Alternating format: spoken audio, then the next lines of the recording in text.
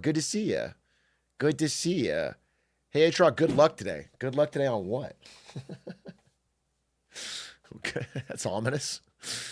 Good luck with what? On learning? Okay, thank you for the luck. Sludge, thank you for the 4 months. Can't we wish you well? I mean, you can wish me well. It just, if someone came out of nowhere and said, hey, good luck today, and you didn't have anything big that you needed luck with, I guess you'd be a little nervous. You'd be a little like off put. Did you finally go watch Superman? I haven't seen Superman yet. Stop asking me.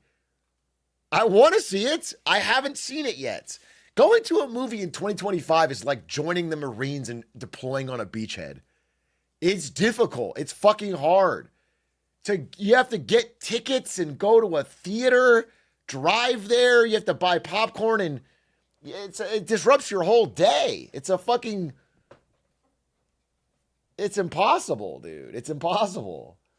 Sometimes you got to get people together to do it. You have to organize schedules. It's impossible, dude. People know how difficult it is. I saw someone watching Superman on an airplane across the aisle. It looked like ass, not going to lie. I think you saying this, 4 Hollywood directors just killed themselves. The idea that their movie could only be enjoyed while half listening in an airplane looking at someone else, and that's how you judge them, is very funny. That is very funny. I'll probably see it. Or maybe I'll... Dude, here's the thing. Here's what they don't want you to tell you. Here's what the woke elite don't want you to know. Sometimes you just want to wait till it's on streaming. Or you just put it on your TV at home. You know, sometimes you don't want to go all the way to the fucking theater, bro. Sometimes you don't want to make a whole meal out of it.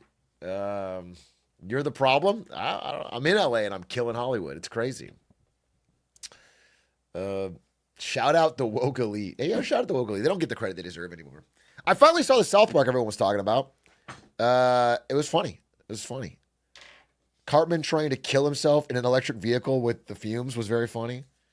Yeah, it was good. It was funny. It was a good one. Superman like Smallville? Yes, like Smallville. Exactly. Oh, man, it's him. Thank you for the 2 months.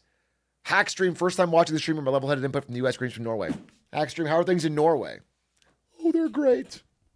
We have a stable quality of life, and our national debt's really low because we have a giant sovereign wealth fund. Get over it, Hackstream. Get over snooze, dude. No news stories, I'll tell you. Yawn. People want drama. People want drama. I bet when you have to pay for healthcare, it's very little out of pocket, and you don't feel broken by it, which reduces your ability to have that fun drama in your life. Like, how am I going to pay for this surgery? It's interesting.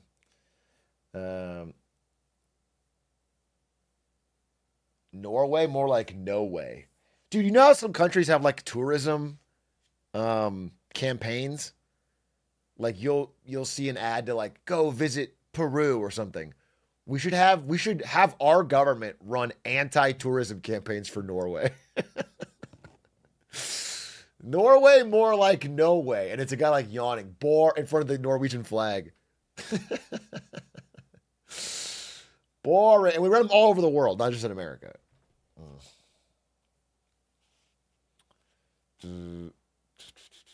We have that in the Netherlands for anti-British tourism to Amsterdam. Wait, is that real? Here you have anti-tourism ads, anti-British tourism ads, Netherlands. Officials in the Dutch capital Amsterdam have launched a digital campaign to try to reduce the number of British tourists coming in search of drugs, sex and alcohol. Discouraging adverts like this one will target 18 to 35-year-old men in the UK. The messages are automatically triggered when search teams such as stag party, search terms such as stag party, cheap hotel or pub crawl. So many chavs were going to the Netherlands and fucking it up. They made ads stay away. In Amsterdam are typed in. Our correspondent Anna Holligan gave us this update. Around 1 million British tourists travel here to Schiphol Airport and on to Amsterdam every year. That's and crazy. The I thought you were council joking. now has a message for young British men, and that is stay away. If you are in the UK and this is a digital discouragement campaign, so if you're in the UK and you search for terms like stag weekend Amsterdam, cheap hotel Amsterdam, pub crawl Amsterdam, then these warnings... I can't imagine. Let's say you're a fucking soccer hooligan, 21 years old. You got your knife, your knife and your fish and chips, and you're a classic fucking chav, dude. And then you're Googling stag weekend Amsterdam, and you see an ad that goes, you know, don't come here. Are you really gonna click off? This is the type of person who wouldn't give one shit, dude. They wouldn't give one shit about your ad. They probably want to go more. It's more rebellious. It feels like taunting. Yeah, it feels like almost like pushing you to do it. Oslo had an advertisement where it was like Oslo's boring. Oslo boring ad. Oslo. I wouldn't come here, to be honest. Oslo is just not... I mean, is it even a city? You know what I mean? Everything is just so available. You know, there's no exclusiveness. I grew up here, and I temporarily... I gotta be honest with you, there's a disgusting lack of smog. I don't see a single Walmart. I don't see a parking lot. I don't see a freeway where you can fucking get moving in your... This is disgusting. This is like such a backwards village. Live here. I feel like I'm looking at like a tribal village where they haven't discovered fire yet. Unfortunately. I don't understand why people go swimming in the middle of the city. It's Where's the disgusting. gentle hum of honking? Have you ever been to Istanbul? Oslo feels more like a village, maybe. I mean, you walk around a corner and it's like, oh, there's the prime minister. And you walk around the next corner, it's like, oh, there's the king. I mean, you could just walk from one side. Yeah, we've seen this.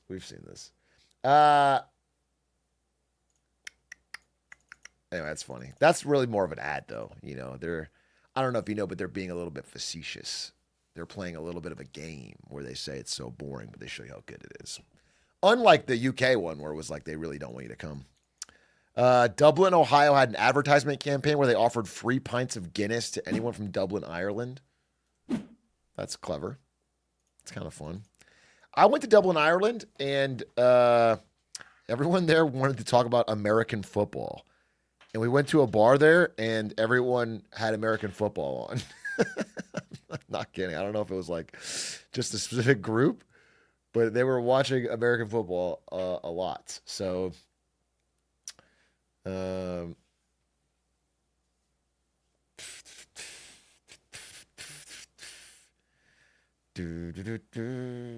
it a gambling thing? I don't think so. Did you kiss the Blarney Stone? I don't even know what that is. Is that like Barney the dinosaur? Or is there something I'm missing? What is the fucking Blarney Stone? Blarney Stone. It's a famous stone located at the top of the Blarney Castle in Ireland. It's renowned for the tradition of kissing it. How are you doing? So if you lie back here now, it's the bottom stone then. Yeah, hold the 2 bars now. See the bottom stone? Oh my god. Very bottom. Oh my god. Slide down there if you can, yeah. That's it. Okay. Oh my god. I would not want to kiss that, bro. Millions of people kiss that, I assume, or hundreds of thousands of tourists. The herpes stone, bro. What if you, is this guy going to stop you if you start like really making out with it? If you want more luck than usual and you're actually Frenching the Blarney Stone. Are they gonna pull you off, or do you get to do it as much as you want?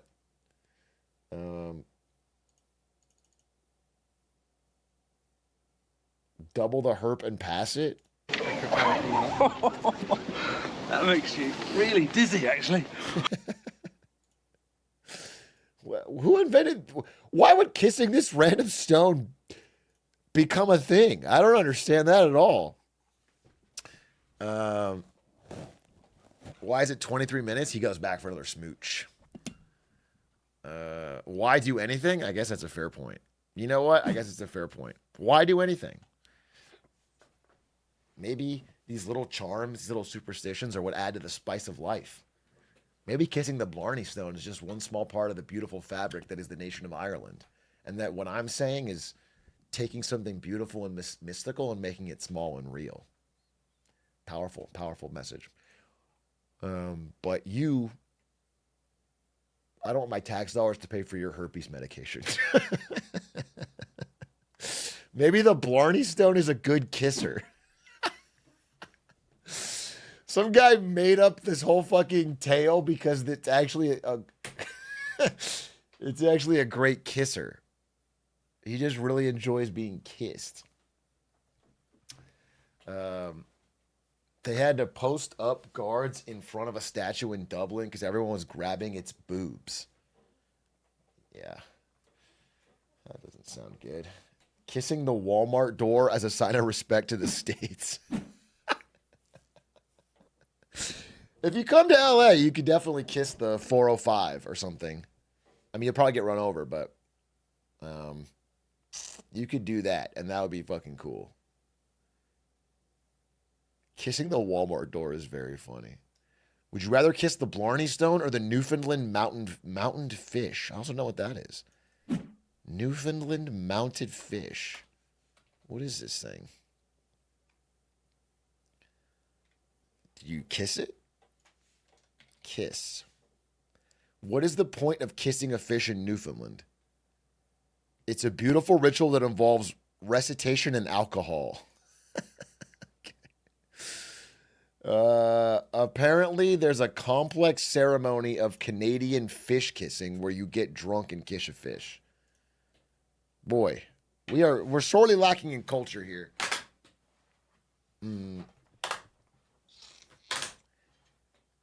Getting drunk and kissing a fish, I'm doing a ritual. Been there, done that, brother. We do that in Australia too.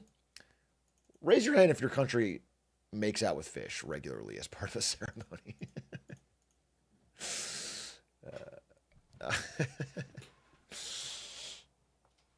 I was born in the wrong country.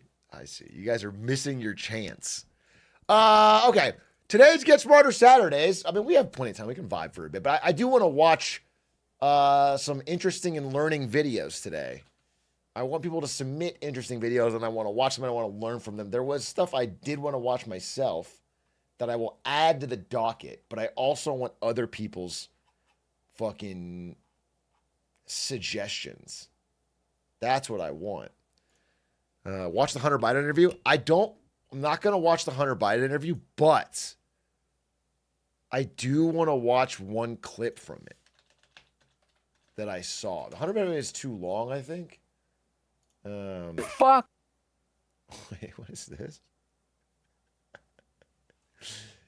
Fuck him. Is that the clip I wanted? This is the one I wanted. This is the one I wanted.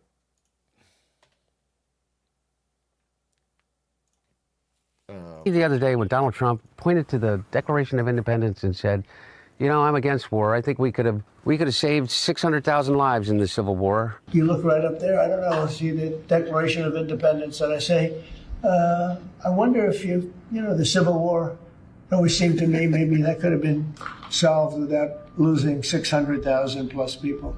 As if there's a connection between the Declaration of Independence and the Civil War. But can you imagine my dad did that? Can you imagine if he opened up that treaty with the Prime Minister Starmer at the G7 in Canada and all the pages fell out, and then he said that he just signed a treaty with the European Union, with the Prime Minister of the UK standing next to him? Can you imagine? And then if he got on a plane and said the reason that he was going home early from the G7 is because he had a major announcement the next day, and then the next day he put up a flagpole? Can you imagine any of those things? Dude, we need to get Hunter Biden and Eric Trump in a room to have my dad could outthink your dad. Both of them just throwing examples of how their geriatric fathers that run our country have made incredibly embarrassing gaffes, and they just go back and forth. That would be fucking awesome. That would be pay-per-view. People would fucking watch that. That would be incredible. What else? Can send you into seizures because your body is saying, I need this to live. And Dude, it says on here on the you podcast. see the other day when Donald Trump pointed. It was, he's got a section of this interview where he's talking about the difference between crack and cocaine. And somebody quote tweeted it and said, this is like asking LeBron about basketball. That cracked me up. It's just getting the GOAT to explain his fucking craft, dude. What do you say about? You see the other. George? This is about George Clooney. Him. Fuck him and everybody around him.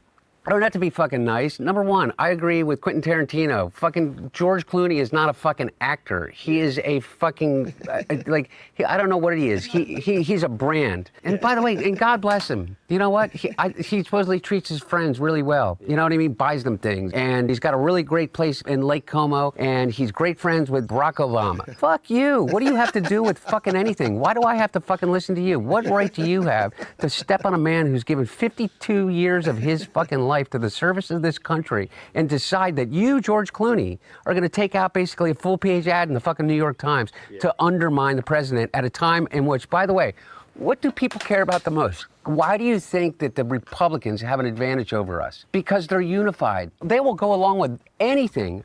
Well, that's not a good thing. I don't agree with this. Two parts of this are stupid. One of them, that the idea, like the first part of your message is that George Clooney is kind of irrelevant, which is pretty true. Nobody's making their political opinion based on George Clooney. But then your second part is that he undermined the president. But it shouldn't matter. Nobody changed their vote because of George Clooney. Nobody changed their vote because of George Clooney. George Clooney is a private citizen. He can do what he wants. If he doesn't fucking like Joe Biden, he can say it. It doesn't matter. It doesn't fucking matter what George Clooney says. And the second thing is the idea that everyone has to be lockstep behind their leader because that's what fucking Donald Trump's fans do is a race to the bottom. Okay? That ends up with the worse and worse quality candidates because you can never give an inch. I wasn't asking anybody to go along with anything. I was asking people to go along with this. The most successful administration in my lifetime. And I'm including the Obama administration, I'm including the Reagan administration, I'm including every administration in my lifetime. We have gotten more done for the agenda of the things that your generation and my generation cared about than any president in history. And we didn't get it all done. But more than anybody else, with the slimmest majority ever. And everybody said that there's no way that he's ever going to be able to do that. Bro, another thing I want to say is we is crazy here. Bro thinks he's on the team? Bro, what were you doing? What were you doing? You're doing crack in the White House. Bro, what is this we, bro? Yeah. If anything, you were like an anvil or a cudgel that was used against your father. You made it harder for him to get it done. You were a pry bar. I don't know about no we, bro. Have you seen the meme Trump posted with him chasing down Obama in the OJ Bronco? Shit is wild. He's really going after the Obama stuff. There is no Obama stuff. He's just making up Obama stuff because it's the last thing people still like him for. Like his base still likes when you shit on Obama.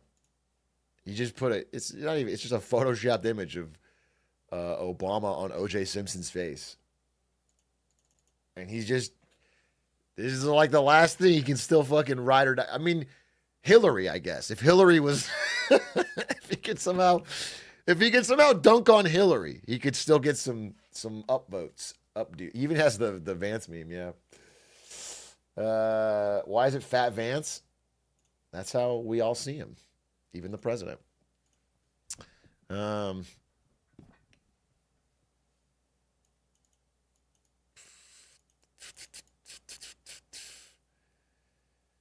Did you see Nathan Fillion played Mario Kart with the Rizzler? I don't.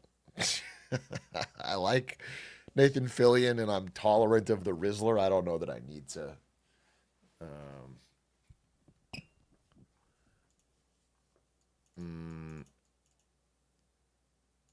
I don't know that I need to see it. I don't know that I need to see it. If I'm Obama, I'm fucking pissed, RN. Like, leave me the fuck alone at this point. I guess hopefully that's not the reason Obama's pissed. Hopefully he's got more reasons to be pissed with how things are going than just that, like, God, I'm fucking pissed he put my face on O.J. Simpson.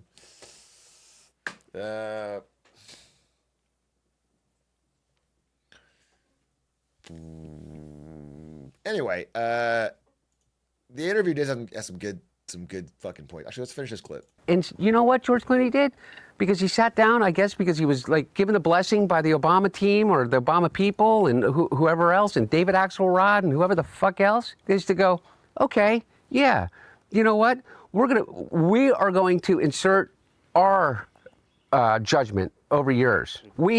Me and James Carville, who hasn't run a race in 40 fucking years, and David Axelrod, who had one success in his political life, and that was Barack Obama. And that was because of Barack Obama, not because of fucking David Axelrod. And David Plouffe, and all of these guys, and the Pod Save America guys, who were junior fucking speechwriters in, on Barack Obama's Senate staff, who have been dining out on the relationship with him for years, making millions of dollars. The Anita Dunns of the world, who's made $40, $50 million off the Democratic Party. They're all going to insert their judgment over a man who has figured out, unlike anybody else, how to get elected to the United States Senate over 7 times, how to pass more legislation than any president in history, how to have a better midterm election than anybody in history, and how to garner more votes than any president that has ever run. And they're going to replace their judgment for his. Fuck him. I like that. He's crashing out. I mean, you know what? Get you a son who defends you like Hunter Biden. I'll say that. That's a proud papa there.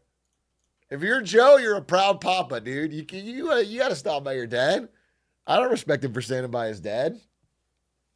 I disagree that Joe Biden's judgment was so sound or so reliable. I think he was in a pretty easy district to win, and he won Senate 7 times. Yeah, and then he won a president against Donald Trump at the height of his unpopularity during COVID. It wasn't like an incredible election win. And then he should have dropped out way earlier on this last one. And had he dropped out way earlier, we could have got a real primary and a better chance than fucking Kamala Harris.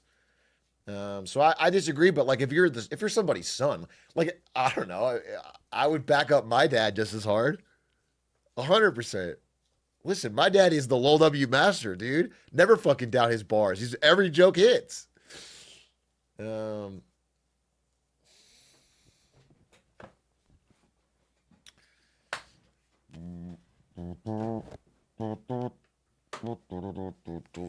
If he never ran in 24, he'd be remembered by history. Yeah, I've said that a million times. I 100% agree. It would have been a gangster move. It would have been a fucking Chad move to purposefully not run again. To purposely say I'm a one-term stop Trump kind of guy, and I'm going to pass it. Why didn't your dad run?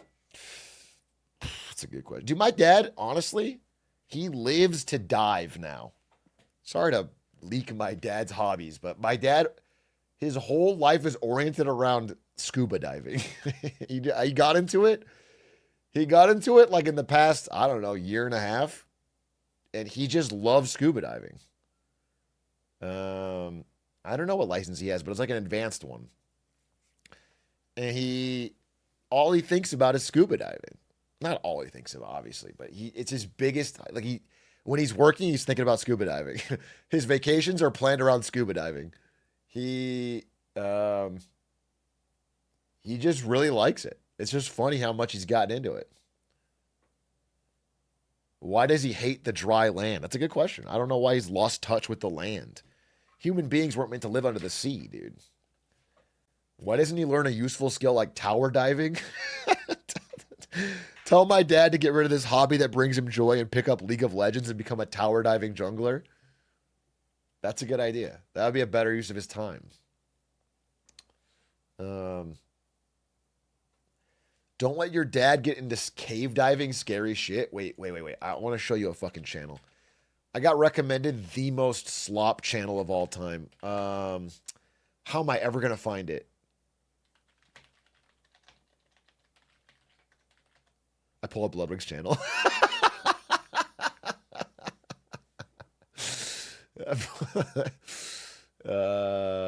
No. I think this is it. Oh, there's a bunch of these, huh? Wow, there's more than I thought.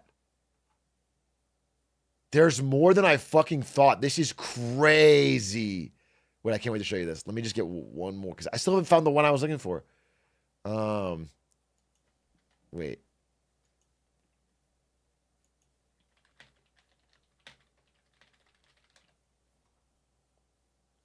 There. Oh my God. Dude, look how many of these there are. Okay. Here. Look.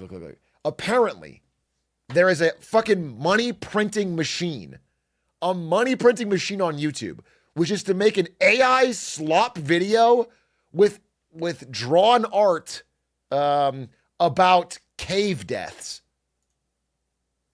You know, like the most painful cave deaths of all time. Stuck for months, 12 days. This is a channel called, Simple Paint Explainer, the Paint Explainer. They use paint, and they keep farming this over and over. Caves flooding, painful cave deaths.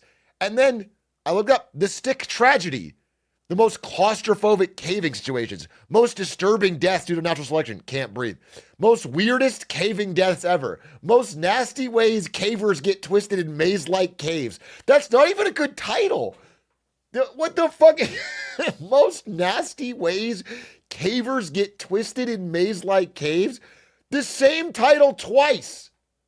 The same 2K views? Yeah, but this one has 1 million. 1 million. They just repeat it. They just fucking farm 1 million of these caves. That's this channel, The Stick Tragedy. But there's also Simple Paint. The most avoidable cave deaths ever. 973K views in 13 days. The most unnecessary. It's like a fucking J-Schlatt sponsor video, but it's but it's for cave. Who the fuck is watching all these? What is the human need to watch people stuck in a small cave? This is weird. There's so many. Then there's good enough. Wait, videos popular? Oh, maybe I'm wrong. Oh, yeah, there was one. The deadliest caves in the world. 715K views. This is strange, bro. God, there's so much dead internet theory. There's just so much slop. They're just biting salmonella's shit. Yeah, there's infinite ones, though. It turns out that the human audience for this kind of slop is much bigger than salmonella can put out.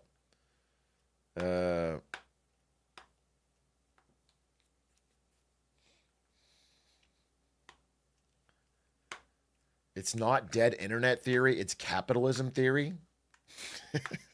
Socialism is when no cave diving videos.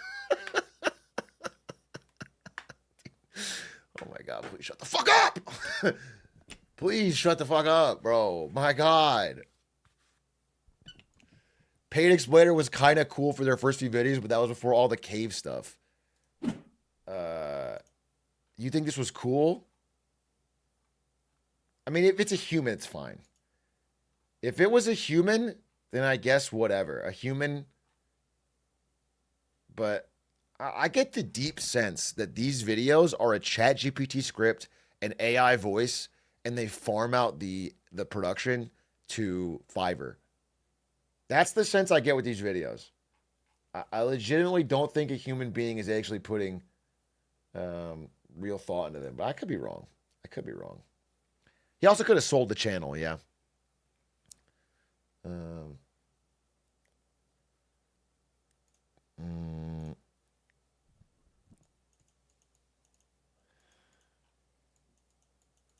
Atrioc found twisted. Do you think if I do an IRL stream where I get stuck in a cave and die, I could get some real views?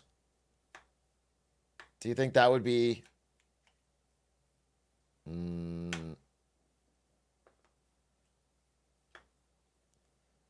10 mil views easy? Interesting. It would kind of suck to do it, and then it's not, it's just my normal view count. You and Squeak stuck in a cave? Oh, God.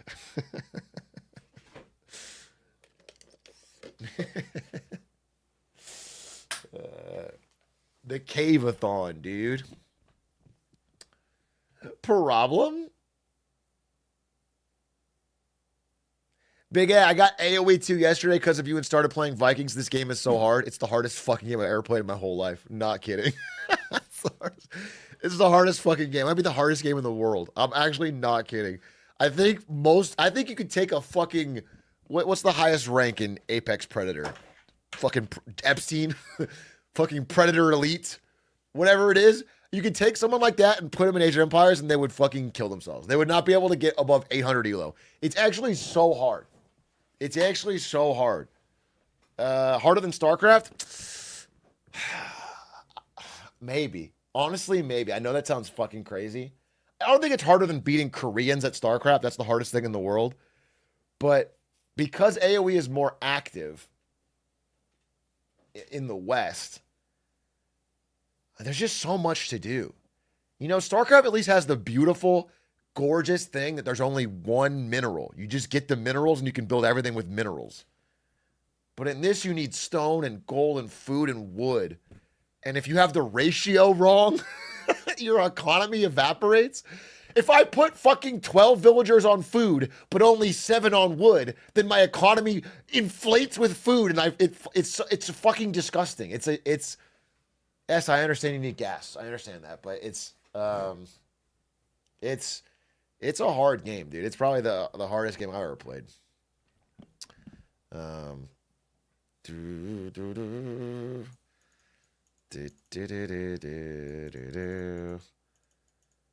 Hey, Street Needle, say for the 32 months. All right, guys, let's watch some videos. Let's open up with a video at least, and then we can talk about whatever the fuck we want. But I would like to kick off Get Smarter Saturdays with something interesting, maybe short. The rules of Get Smarter Saturdays are pretty well established at this point, but if you don't know, the video cannot be too long. The video cannot be too boring. But at the end of the video, we have to have learned something. That's the idea. And so I'm connecting my channel to GetSmarterSaturdays.com, and we are now open. Boom! Boom! And you could now link your video in chat, and we can see it on here and decide what to watch. I'm looking for something kind of interesting. I'm scared for Ireland. Why is Hank Green scared for Ireland? Hello. Recently I went to Ireland. Beautiful place, amazing people, lush and green and ancient and poetic and extremely... Is he scared for Ireland because of the Blarney Stone and it's not kissable enough? Is he saying he went to Ireland and tried to kiss the Blarney Stone, but he wasn't attracted to it anymore in its old age? And so now he can't get the luck he used to get when he... And this is a 14-minute video about that? Confusing. Things I was confused by. Northern Ireland, still just there. Part of the UK, border, very hard in theory, very squishy in practice. Up there just destroying the very idea of Brexit. What do you do with a problem like Northern Ireland? Everybody has opinions. No one's opinions are the same as each other. It feels like everybody's just sort of sipping tea over a political landmine, and I love that. Okay. I wish that more places in the world could arrive where you are. That's good. But weird, second surprise, what? Many of the roads appear to have been designed by people who enjoy base jumping. Everybody's moving real quick down what appear to be one-lane, two-way roads. I don't know if it's zen, I don't know if it's practice, I don't know if it's just being resigned to your fate, but my biggest surprise is that honestly I thought I was going to get there and finally I would have found a group of people who knew about the AMOC. In America, I kind of get it. Not thinking about the AMOC very much, but in Ireland... I have no idea what the AMOC is. Is this a non-American thing? Wait, let me get this set up. What the fuck is the AMOC? Is that when Big A mocks you? Because I'm not that mean. I barely mock anybody. I'm actually a really nice guy. People often say it. In this chat, they spam this thing called YOK, that means you're okay because Atrioc has been so nice to you. And they do it when I'm really nice to people. He explains the AMOC. And I'm just setting up my thing. Okay. In Ireland, the Atlantic meridional overturning circulation is the thing that makes Europe livable. Because if you look at a map, Ireland is shockingly far north. Dublin is farther north than Calgary, than Quebec City. It is at the same latitude as the southern tip of Alaska. And yet, not snow, rain, not permafrost, sheep. Ireland owes its mild winters to a planetary plumbing system the size and depth of an ocean. The Atlantic meridional overturning circulation, henceforth to be called the AMOC, is a massive loop of water that drags heat from the tropics north all the way to northern Europe and then sends cold water plunging back down in the deep ocean back toward the equator. This is how South America can get back at Europe after 100 years of meddling, okay? Put up a big dam right here and keep all the hot water to themselves. Or tariff it, okay? All of a sudden, bada bing, bada boom, the cash is flowing this direction. Pre-watched? 5 seconds later, Hank Green drawing a diagram of a giant dam throughout the entire... Without it, Dublin's January would be less like that Atlantic constant Ocean. dreary drizzle and more like Siberia. And by the way, one of the most annoying things in the world to me is knowing that a huge number of people will never see news stories about the AMOC simply because of the news sources they read. Which brings me to this video's sponsor, Ground News. Ground News is a who spoke out against Trump policies to rate bias and faction than cold water, because a link at ground.news/Hank. Hot water actually takes up a little bit more space than cold water because it's just jiggling around more, so it knocks into other water molecules more, and that means fewer water molecules in the same volume of water. It's less dense, so it will float on top of cold water. So the water of the tropical ocean is hit up by the equatorial sun that just hits with more energy than if it's doing like glancing blows at the upper latitude, so it just gets hotter there. And that warm layer sort of rides on top of the colder stuff below. Up north, you have a different situation. That water is going to be colder. It's going to be more dense. It's not going to be knocking around as much. And so the molecules slow down. They're closer together. And that's more dense water. These two things on their own, however, are not a big enough difference to set off a giant conveyor belt that's moving trillions of gallons of water a second. There is another factor, a more important factor, and it's salt. As tropical water evaporates under the sun, the salt cannot evaporate. It doesn't go into the sky. It stays there in the ocean. And salt is really good at like nesting cozily inside of water. So when you add salt to water, you only increase its volume a little bit while you increase its mass more. More stuff in less volume means more density. The water is heavier per unit of volume. And because of a few different things, water from the equatorial tropics moves northward. By the way, sorry to jump in with my science on my own, but this is why salt water is better for you to drink. It fills you up quicker. So if you're thirsty, you should drink more salt water because it'll you don't need as much water to feel full. This is like a little, I know Hank's probably going to get to that, probably pre-watched, sorry, but I just want you guys to know this because I'm a bit of a scientist myself.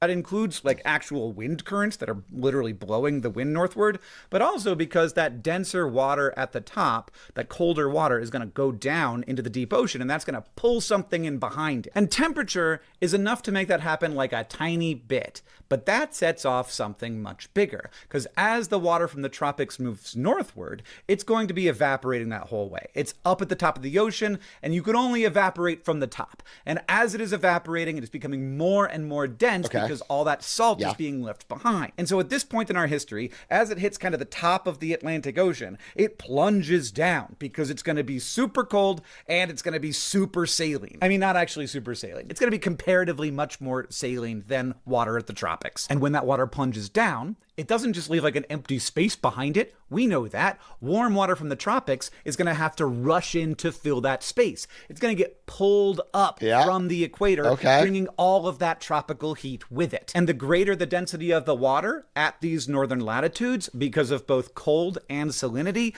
the more tropical water has to rush northward to replace it as it plunges down into the depths of the Atlantic Ocean. Makes sense to me, Hank Green. Even though I have already hinted otherwise, that the big problem we are worried about here is not enough cold to cool down the water to become dense, but no, that's part of the problem.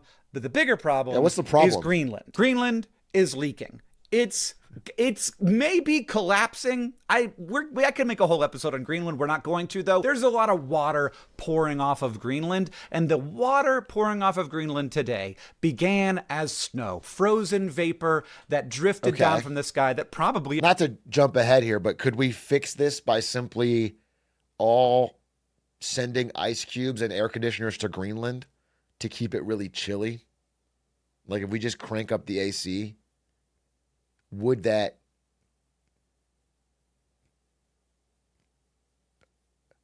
should do it?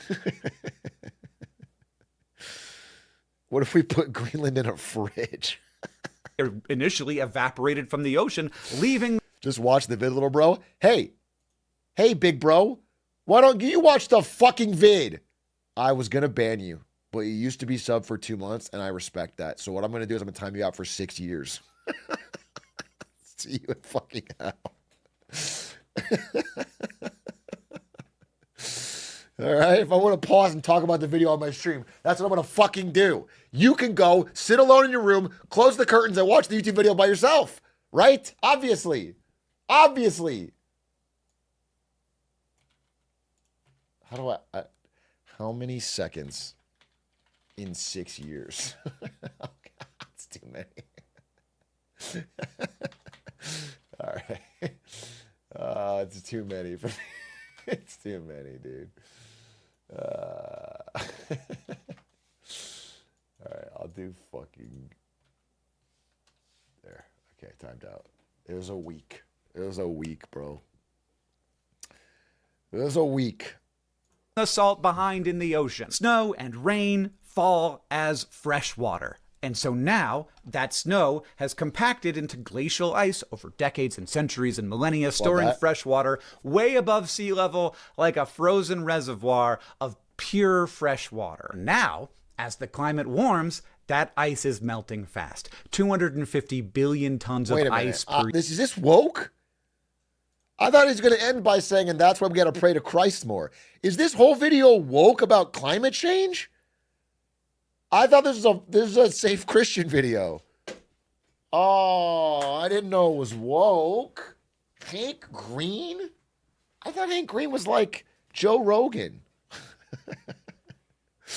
I didn't know he thought climate change is real. Year is melting. All of it is dumping fresh, unsalted water into the ocean. And in the North Atlantic, that's mixing with all of the dense, salty water, and that means that the water is becoming less salty and thus less dense. The more fresh water floods into the North Atlantic, the harder it is for the water to sink. And when the water doesn't sink, the warm current behind it slows down. Okay, is this...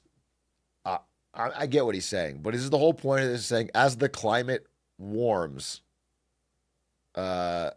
Ireland will get colder. Am I getting the gist of it? Okay. It isn't yanking on it as hard, and the heat that normally comes with the water does not get delivered. Now, just so you know, this would be... I'll say it. Europe is going through an air conditioning crisis right now. Maybe they could use it. You know what I'm saying? Maybe they could use it. They're dying. They're literally dying en masse from not having air conditioning. Maybe they could use it. They could use a little cool down of the AMOC, and there's no negative long-term effects. It's solving problems. Bad for everywhere. Why? Because we have built our societies to expect weather to be a certain way, and this would change the weather everywhere. Now, of course, it would particularly change the weather anywhere that is exposed in the northern hemisphere to the Atlantic Ocean, because that's where the AMOC largely operates. Though it's going to affect weather everywhere because it turns out the AMOC interacts with all the other ocean currents, but it is a particularly big... Time to invest in Euro AC companies? That's not even a joke. I've considered it. I'm seriously considering trying to find the company that would profit the most from building air conditioning across major UK and German and Spanish cities and investing in it, because that is a trend that is going to happen. They have to do that. It's priced in. You know, you think that it's all priced in, but a company like Nintendo has proved that it really isn't. It's not really priced in until the numbers are real. Effect for things that live in the northern hemisphere in the Atlantic Ocean and land that is exposed to that. For example, in the tropics, the heat that would normally get sucked northward instead gets stuck there and doesn't go anywhere, and that makes things hotter there, which is bad. Let's be honest, it is hot enough down there already, both for the people and the animals. If the AMOC slows down or shuts down, the heat will get stuck in the tropics, but it also won't get delivered to northern Europe. And the countries most impacted by this are the ones with the most exposure to AMOC, which includes obviously Ireland. It's sitting there right on the edge of the Atlantic. I mean, Norway also. They would be hit pretty hard as well, and possibly harder. But at least Norway is like a petro state, so they kind of deserve it. Sorry. I was going to say the same thing. And I wasn't going to say sorry, AMOC. I'm sorry, like Hank Green calling you AMOC. I was going to say the same thing, and I was not going to apologize, bro. Finally. I pray every day for some bad news for Norway because they're just fucking mogging the world. Thank you, dude. Thank you. I shouldn't say that, but you are. You got to admit, Norway. Everybody's like, Norway's so amazing, but like they got a lot of oil. They're just pumping out and putting in their sovereign wealth fund. Ireland didn't get that. They just have peat, which is not as... Well, Ireland has something. It's called fucking corporate tax haven status. Okay? So that when Apple makes $80 billion in profit, it's really Apple Ireland. Who is just loaning the trademark of Apple to its American counterpart for some reason. Apparently, all the intellectual talent of Apple is taking place in a small office in Ireland.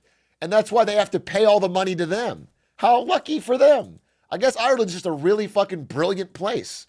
That's where all the knowledge comes from.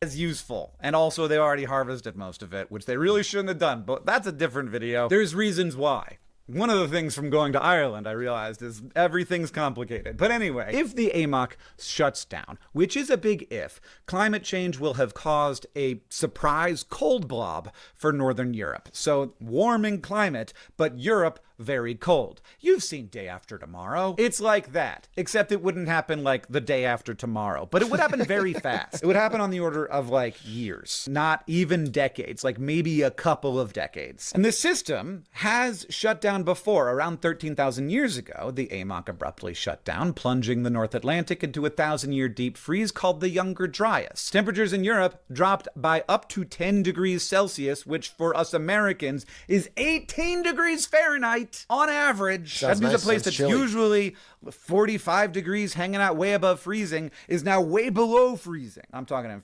deep freeze on my fucking wrist. Maybe shit's icy. Bars.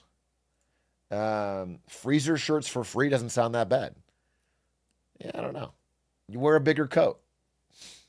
Fahrenheit here. And here's the thing. The AMOC might be shutting down. It also might not be. And this is why I am paying so much attention to it. So there was a 2025 study, very recent study from Woods Hole Oceanographic Institution that found no evidence that the AMOC has been weakening over the last 60 years. They were looking at air-sea heat fluxes instead of just surface temperatures, and they say that the AMOC appears more stable than we thought, whereas other recent studies suggest that the AMOC is already weakening, maybe approaching a tipping point, and this is a real tipping point. The AMOC can slow, and that can be linear at first. It could be like, you know, it gets a little bit warmer and a little bit more fresh water and it slows down and it slows down. But eventually it actually shuts off. And that means that it goes from like slowing to nothing quite quickly. One 2021 paper found early warning signs of this critical transition. Another in 2023 suggested the shutdown could occur this century, possibly as early as 2050. That would be very bad. For Ireland, that... Dude. Hank Green, are you trying to get me to care about a problem in 2050? A problem for Europeans in 2050? I don't have that many fucks to give. I mean, you're right. You're so right, bro. There's more pressing issues. I gotta care about the fate of a European Gen Beta in their 40s.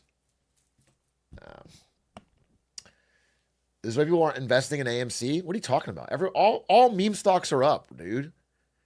Meme stock mania is back. There's new ones. People are like, oh, I'm much smarter now. I don't do GameStop and AMC. I do Krispy Kreme and GoPro. Fucking stupid. They're so back. It's all back. Are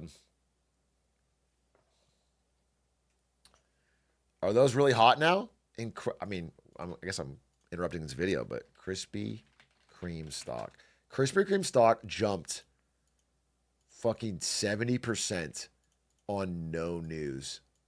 Like literally no news. Like there wasn't like a sales boost. Just out of the blue, Krispy Kreme stock jumped 70%. Because it's a meme, dude. Because it's hitting social media. Oh, the stock market's most unserious season is back and dorkier than before. Yeah, so fucking true. 10 hour from Krispy Kreme to GoPro, has meme stock trading frenzy returned? Yeah, it's back. Meme stocks are back, bro. Had a cheat day, my bad. Soji in chat ate so many Krispy Kremes, the stock fucking mooned. We're back.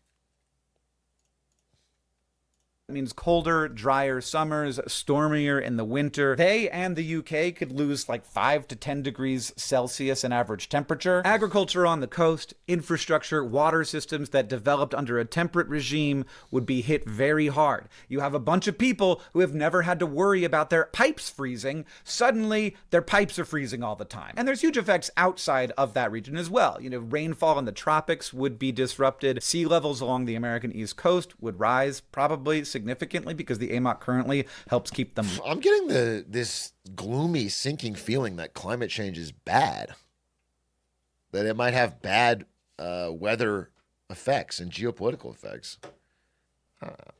This sounds like I'm being Lower psyoped. and coral reefs in the tropics, already under stress from bleaching and acidification, would have those problems probably get worse. Heat trapped in the tropics doesn't just make the air warmer, it raises the ocean temperature, and many corals are living just a degree or two below their thermal limit. So even a small shift in ocean heat distribution could push entire reef systems to the brink, especially if they're... It's called climate change, not climate bad. Don't worry, sweetie.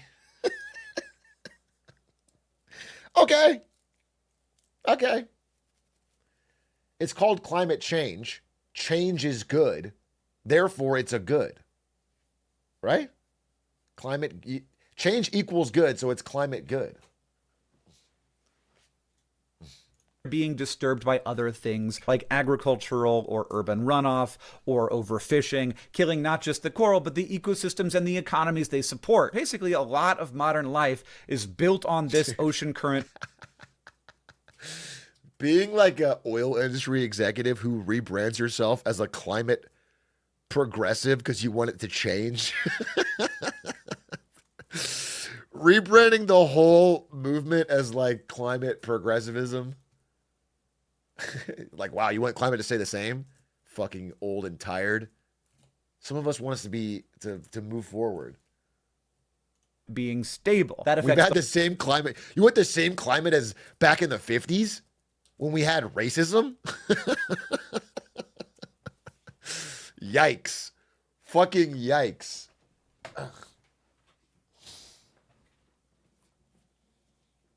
the whole world. It affects people in the northern region of the Atlantic Basin the most, and people in Northern Europe, which includes Ireland, the most of all of those people. It is an actual example of a significant tipping point that would have a really severe and significant impact on the people living in the area affected. And because of that, even though All right, we have 3 minutes left, Hank Green. I need you to tell me why I don't have to do anything when there's no problem.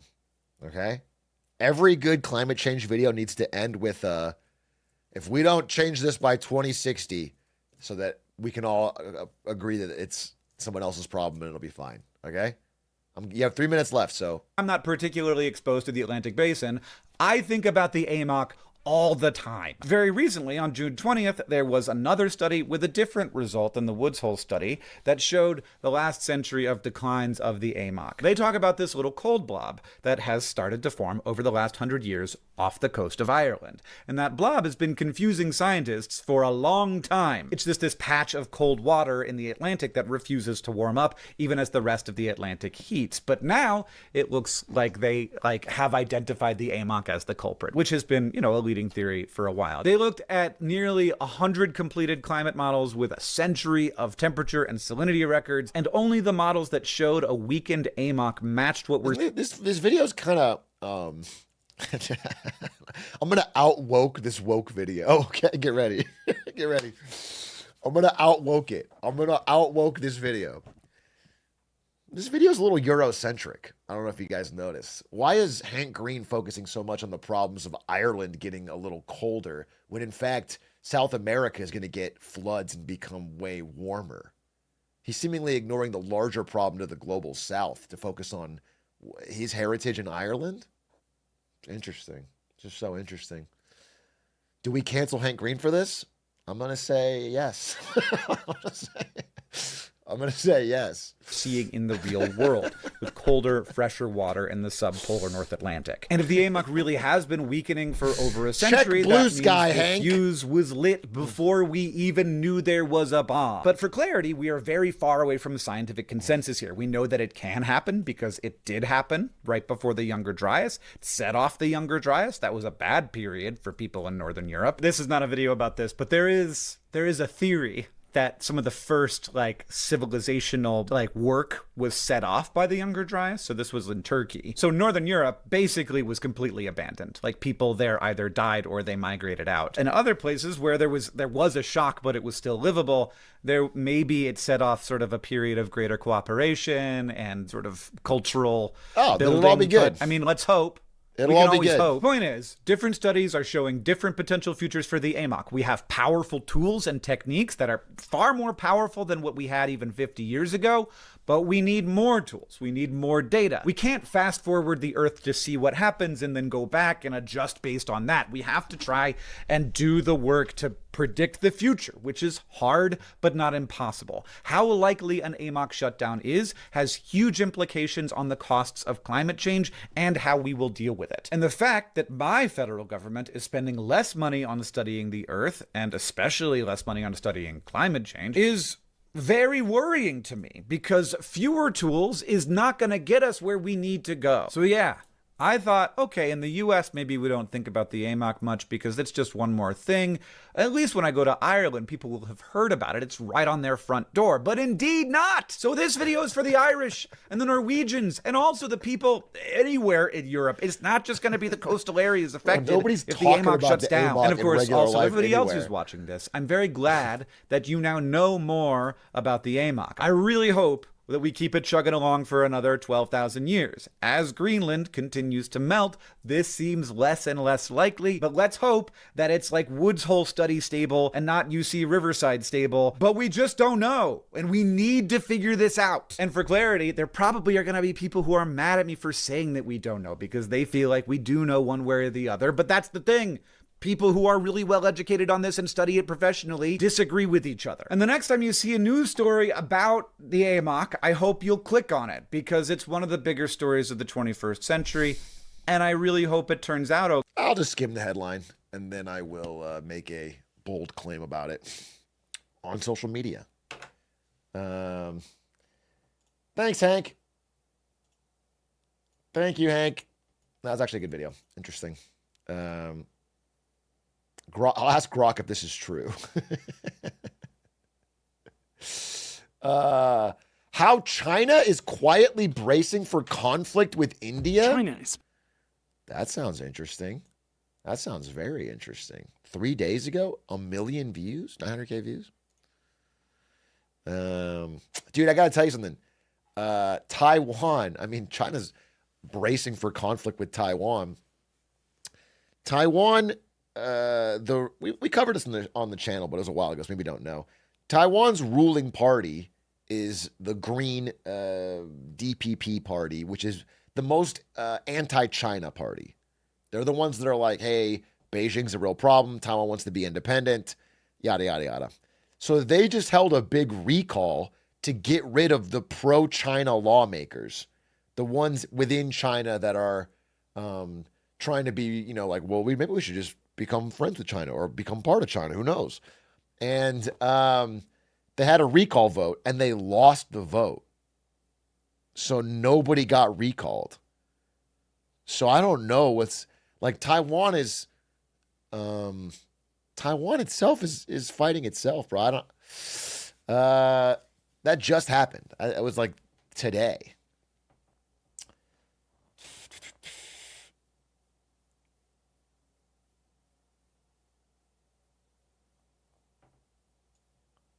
Do you think if USA doesn't defend Taiwan, it will send a message to our other allies and possibly break NATO? Dude, if China invades Taiwan, the geopolitical consequences are going to be massive in so many ways. It's not just defending it. Defending it could be World War III. Do you know what I'm saying? Not defending it could send signals. That's the big thing of our next 15 years, right? 10 years, maybe less. I don't know. One thing I was thinking about today is, we talk about how old Biden was or how old Trump is, but the entire world has old leadership right now. Almost the entire world. Everyone's going to have counterexamples, but Iran's leadership's in their 80s. China's leadership's in their 70s. Russia's leadership in their 70s. America's in their late 70s. There's so many big geopolitical actors have old leadership, and they're all old, and they're all trying to do like legacy stuff at the moment out the door. And it's hard to care about the future or care about things other than like making your legacy when you're that old. And if you're like 50 and you do something stupid, well, then the reputation will follow you for the rest of your life. But if you're like 80 and do something stupid, you're dead. Who cares? It's just crazy how this gerontocracy ruled by the old is in so many countries.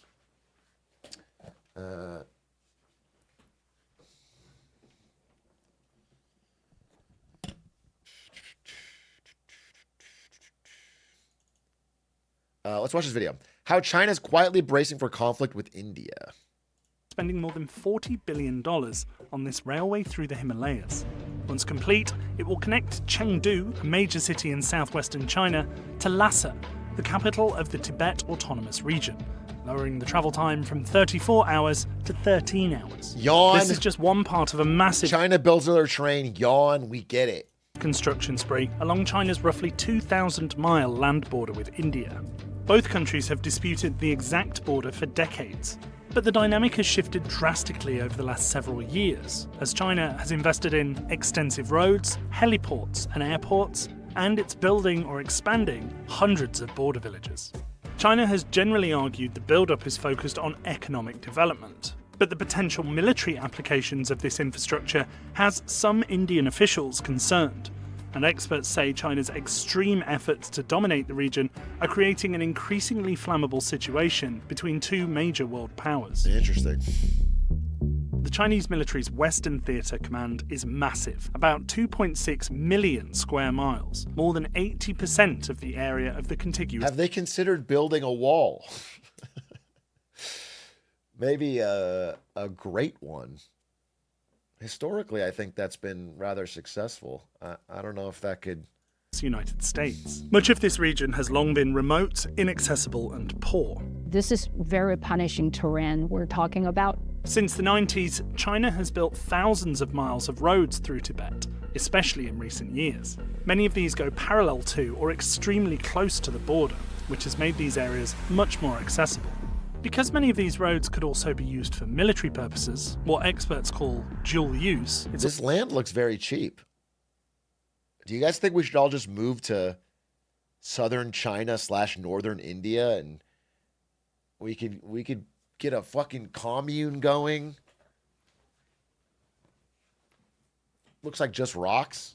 Yeah, but we'd probably get subsidies from the Chinese government to build out there, as long as we put up Chinese flags. Also controversial. In 2020, for instance, India's construction of a road near the border was cited as a contributing factor to a deadly clash between Chinese and Indian troops in Ladakh. India has continued building some roads by the border, including some impressive projects, like a tunnel across the Sila Pass, and a more than 1,000-mile Arunachal frontier highway is currently in progress. Jesus. But India's border roads are more limited overall, and most of its projects are smaller. In addition to roads, China has also invested heavily in trains along the corridor. The primary purpose of these high-speed railway lines is connectivity. But the fact of the matter is, once you have a high-speed rail, it takes only an order to make sure that instead of tourists, you have soldiers being transported on those railway lines. Yeah, and that's where the challenge comes. The concern is that this infrastructure network could enable a small dispute in a remote territory to quickly spiral into a large conflict. China's ability to mobilize its forces on the Indian border has changed dramatically over time. In the late 90s, early 2000s, people were talking about a month that Chinese forces would need to mobilize and then actually go for war with India. Now we hear about a time period of 5 to 7 days. In 2006, China completed the first major train line in Tibet, the Qinghai-Tibet Railroad. The government spent more than $4 billion to connect the western Chinese city. Do you ever get major FOMO from this? What, from the conflict or from the trains? I hope you're saying the trains. Hopefully you're not getting FOMO because we don't have a giant border dispute with India. We have enough conflict of our own, all right? I don't think America is getting FOMO.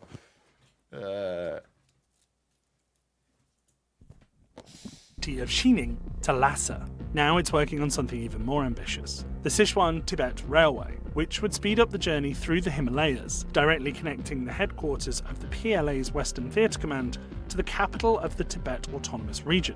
For China, I wish Mexico was a rising superpower that we had extreme tension with. SAG.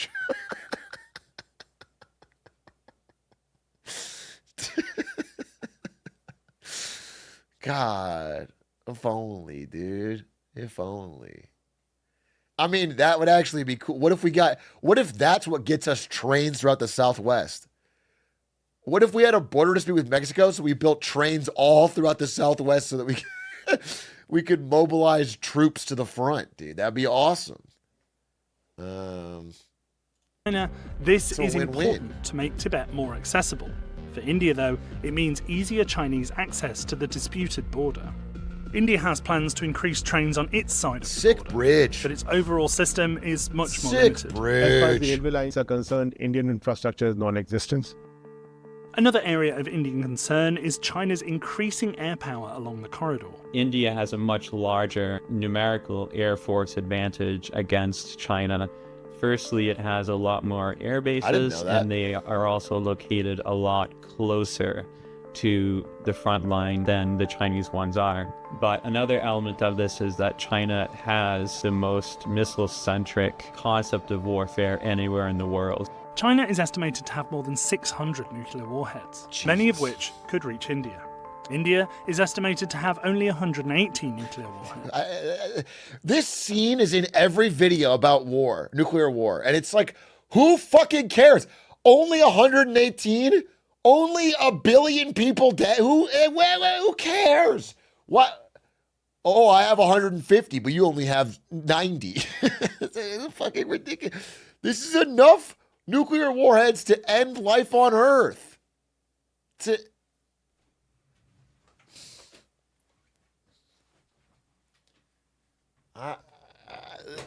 The way people talk about nuclear war is so funny. It's like, this could be 5 and 5, and it would be enough to, like, nothing should happen. While both countries have sophisticated aircraft in their arsenal, this is another area where China has made significant strides. It is me hugging my single warhead. It's okay, buddy.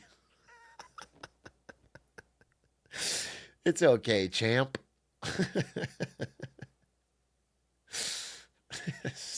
Fucking stupid comment. It's an interesting time to actually look at air power and the air picture along China-India border, particularly given India-Pakistan conflict, in which the Pakistan side used China-manufactured aircraft in actual combat. It's definitely quite a sobering moment, I think, for the Indian military. Another significant part of China's border development effort has been moving citizens closer to the Indian state of Arunachal Pradesh. If China moves all its cities right to the border, if you try to nuke them, you'll pretty much be nuking yourself. That's nine-head play. If they move, everybody in China stands right on the border. It's like nearly impossible to nuke. It claims this is actually part of its own territory. Between 2018 and 2023, China's registered population in border areas increased by 10.5%, according to government work reports. Dude, that's what Canada should do. Wait. If you're Canada and you don't have nuclear weapons, right? So you can't fight a nuclear war with the United States if Trump's being crazy. So what do? All you have to do is build a giant fan like right here and right here and right here. And it aims south. So if there's any nukes in Canada, the radioactive fallout is just blowing straight down to America. The wind already does that. The wind needs a little bit of help of its own. Okay, sometimes you can't rely on nature to do the thing. Trump gets lucky, dude. I wouldn't put it past Trump to nuke fucking Toronto and then a gigantic gust of wind, a generational gust of wind blows north for a generation. And he, and he just tweeted, yeah, plan the whole thing. Okay? He gets lucky. You want the fan. You're going to want the fan. Toronto would have housing price. Toronto could get nuked and housing prices would go up. I promise you that. A nuclear weapon could hit Toronto and the fucking studio apartment there they'd double the rent.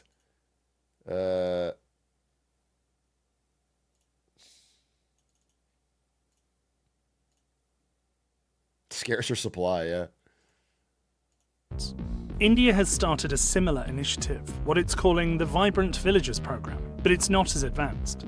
Some China watchers worry border villages could be used by China as military staging posts in a potential conflict. Or at the very least, they're a way for China to strengthen its claim to the land where they sit.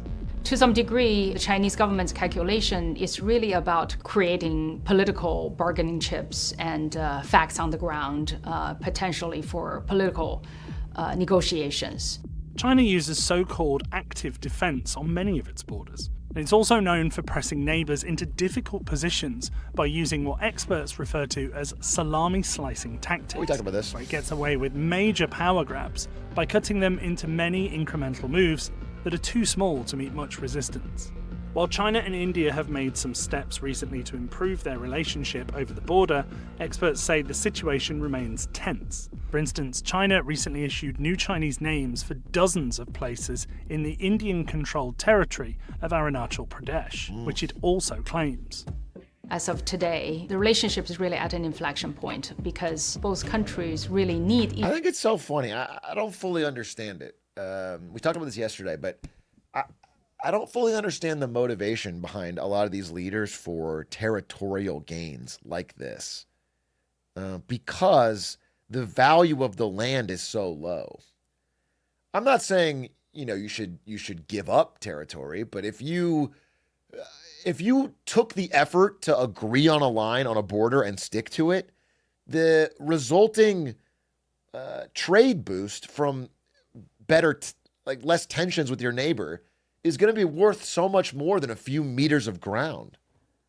It's maybe it's a reputation, maybe it's an internal polling thing and you seem stronger to your people, but it feels so foolish because China and India having no tensions at all would be infinitely stronger for both of them. They would both be in a better spot. So how much is the land worth? How much is a few extra meters of land worth?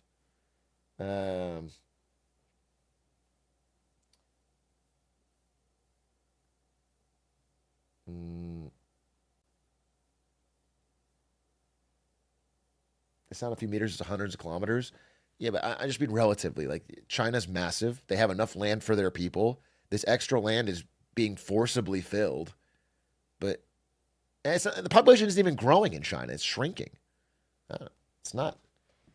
Now again, as I've always said, if there's like really valuable resources in that land, then I get it. I always get it. I understand. If there's like some rare earth mineral or there's something, then I get the dispute. But just for land's sake, it just feels needlessly antagonistic when you could win more the other way. Each other, and India has the capacity to absorb a lot of China's overcapacity in many ways, and India obviously is in need of China's investment. But that all being said, what they're doing is essentially building up infrastructure, dual-use facilities, and trying to better position themselves, or in the event of a conflict. Despite both sides may not want wars, but miscalculation and misperceptions may eventually be a big problem. Interesting. Interesting. Very fucking interesting.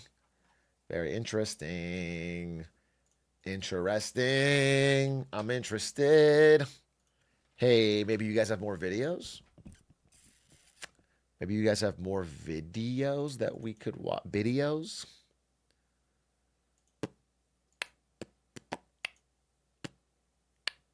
A man drank 3 scoops of horse electrolytes and unthinkable horrors were discovered. They made a video about Doug. Doug unironically been putting a little bit of horse electrolytes in his fucking drink. Not a joke. He opens the fucking tub. He puts it in his water. We've all told him it's crazy. He just is doing it. At least 3 separate times. I mean, he's doing a really small amount, but it can't be good for you. Nuja 2 official trailer 5 days ago, 5 million views.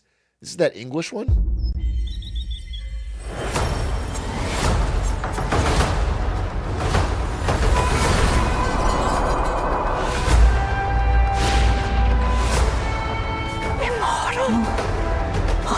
This is a bounty? They don't pay me for bounty. You think Dan Clancy pays me for bounties? You think dirty Dan Clancy is going to fund the anti-Clancyville revolutionary movement? ACRM for short? You are my son. Time to cut you down to size! Huh? He's not exactly your average kid.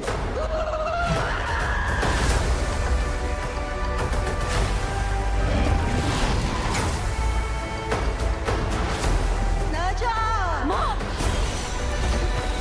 Holy. You must be brave and walk your own path.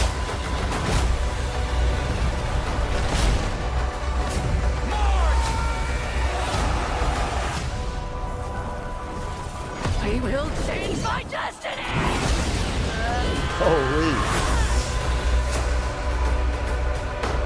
Wait! Before you leave, will you give your mama one last big hug? Aww. You know, if this was an American animated movie, we'd end with a fart joke right here, as God intended. So Nuja better rip a loud fart while hugging the mom. Come on, don't watch it. Nah. You're not quite caught up culturally, China. You're not quite. You don't quite have that Shrek-like magic. Oh, the East has fallen.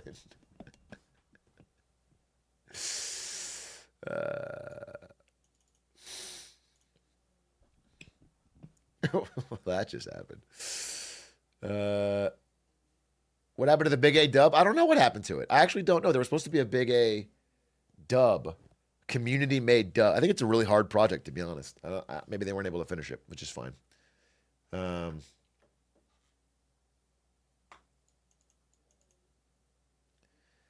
We got the lines done, but can't find quality video. I see. That's tough. I don't know.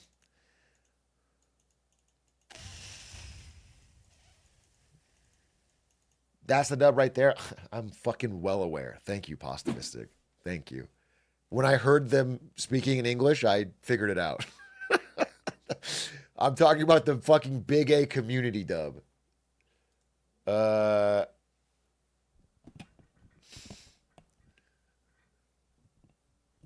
You should play Civ 6. No, it's not better Age of Empires. It's not real time. Civ 6 is for wasting time. I'll say what the real dub is, okay? The friends we made along the way. You know what I'm saying? That's a community dub. I don't care about a fucking movie. I care about time with my buds. All right?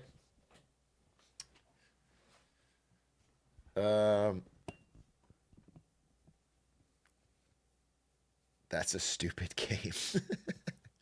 All right, give me another video. Let's see. A history of pizza. My hungry ass cannot watch this video. That actually sounds fucking tasty. A history of pizza? Okay, that's the leading right now. Let me keep looking. Maybe. We already watched this.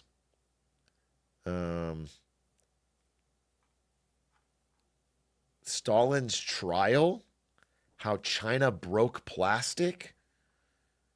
The dumbest war nobody talks about? The rise of micro dramas? I was going to make this video. Fuck! CNBC scooped me. Stefik told me about these. God, I was going to make this video. Story stolen. This year, I'm going to lock in. That's you, and it's a picture of a clown. Listen, I mean, you're right that most people aren't actually going to lock in, but this feels too mean-spirited. Give somebody a chance, dude. Give them a chance. More fucking cave videos.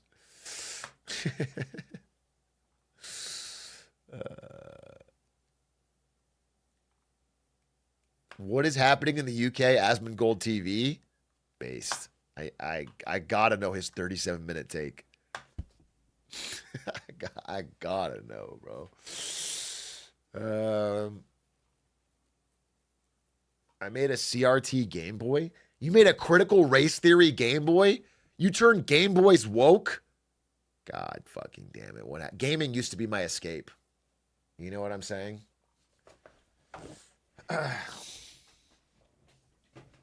This mistake changed NHL hockey forever. R.I.P. Balloon Chipper.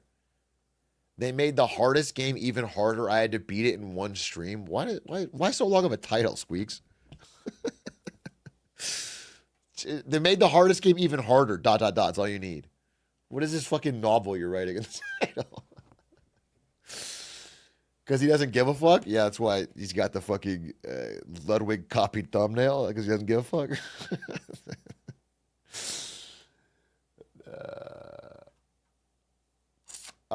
Trump's on the brink of a third nuclear age.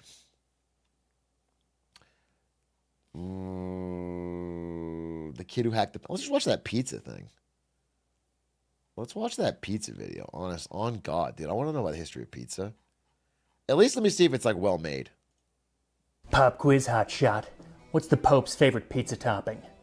I actually don't know. But in 1570, it might have been rosewater and sugar. And that's what we're making today. A 16th century Italian pizza served in the papal court, which calls for exactly those ingredients. So thank you to Bright Cellars for sponsoring this video as we slice into the history of pizza. This time on Tasting History. Okay. Seems like a nice guy. So this recipe comes from the Opera di Bartolomeo Scappi, which I did an entire episode on, and I'll put a link up here in the corner so you can watch it, or I'll put one in the description as well. Sorry, one second. Let me make sure that I have the capability to order pizza during this if I get hungry enough. Okay? Let me just make sure I have that capability because I am a hungry boy.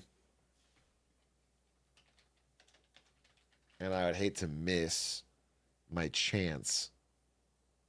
Order one random chatter of pizza. Haha, like me maybe, right? Hey, why don't you pick one random chatter? You can start with me. How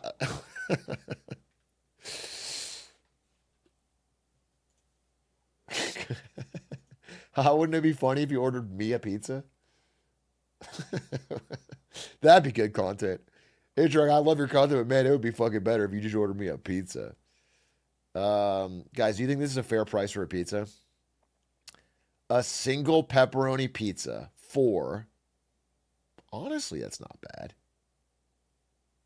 Honestly, that's not bad. $18? How big is it? $18. Too bad I can order like 6 slices or something. That's not crazy. LA prices? That's bad? Now, with delivery, it's going to be like fucking 30, I bet. With delivery, I bet it's going to be 30. But 18 for a pizza sounds very reasonable. 18 for a large pep.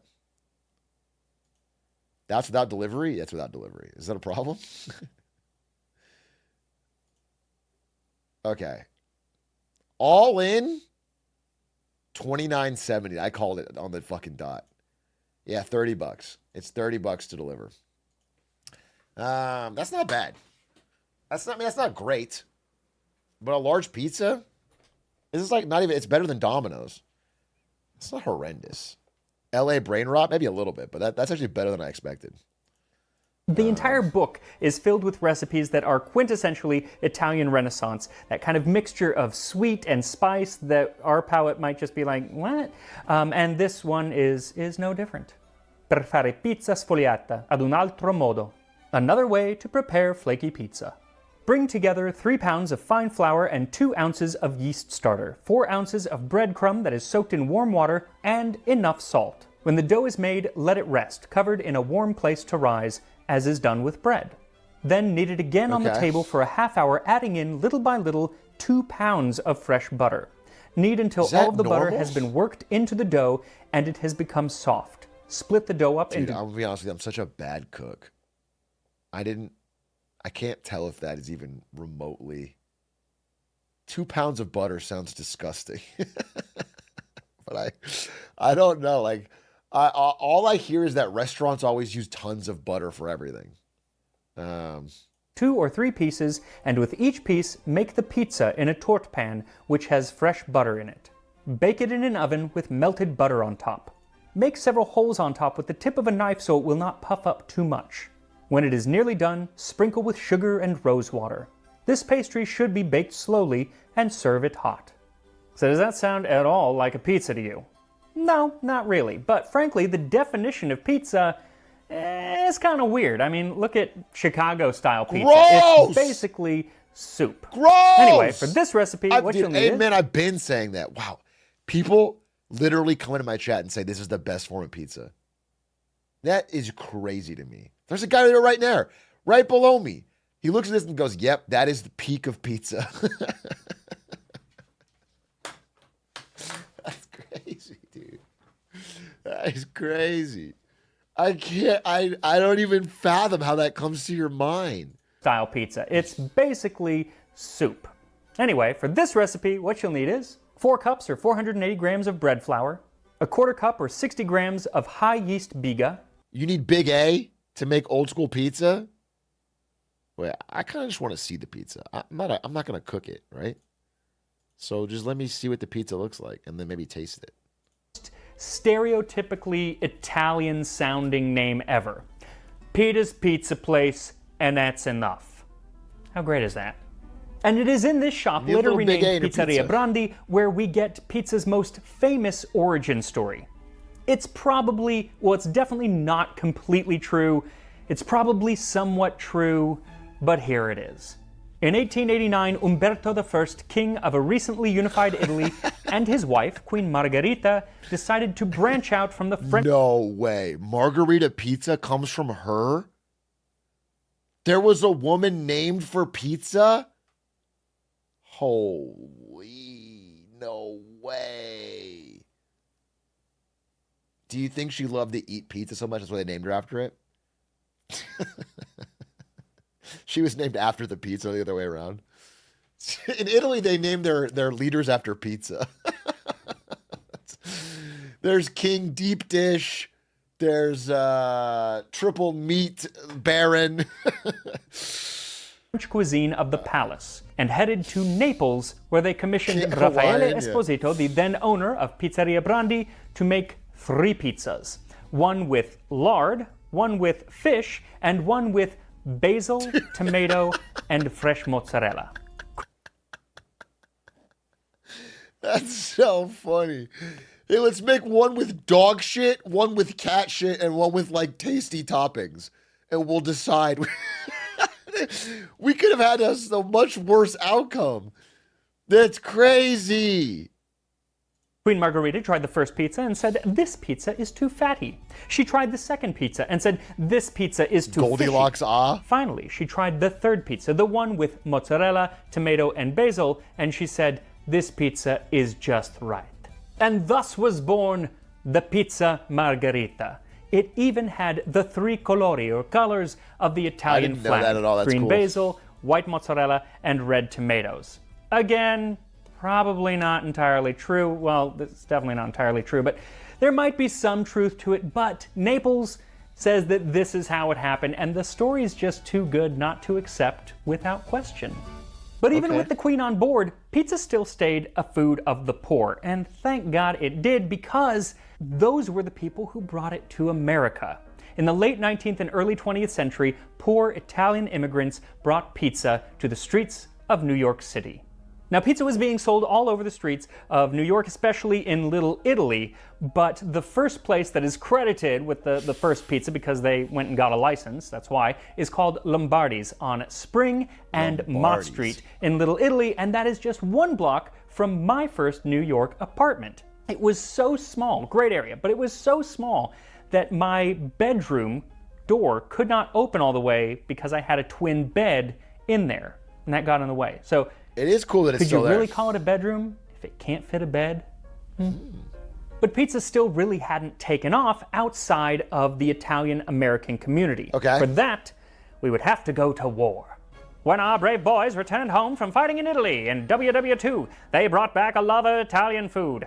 And one of those Italian foods was pizza.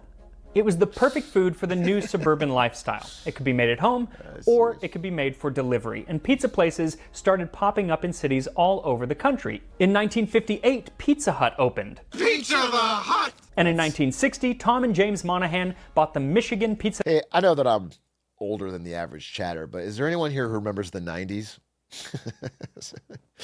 Anyone here who was a kid in the 90s? Was there any 90s kids? Pizza Hut used to be a real place. We used to be a real country. Pizza, when I was a kid, was a fucking place, dude. It was goated. It was good pizza. They had that salad bar. You would sit down there with the family. You would eat out at Pizza Hut. That was gas, dude. Pizza Hut sucks ass now. But even to this day, after having so many bad Pizza Hut pizzas, I still have a fond memory of it because of how good it was as a child.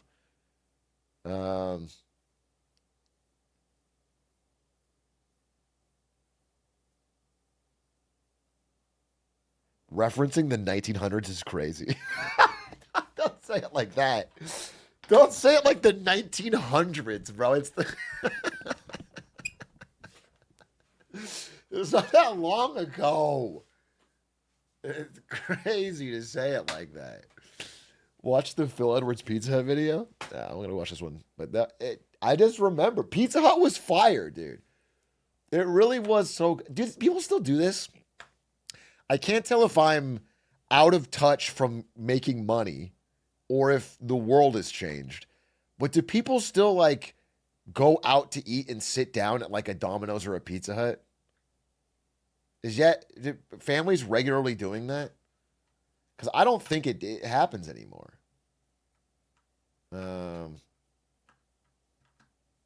For pizza, no. I feel like everyone's doing takeout now or drive-through or...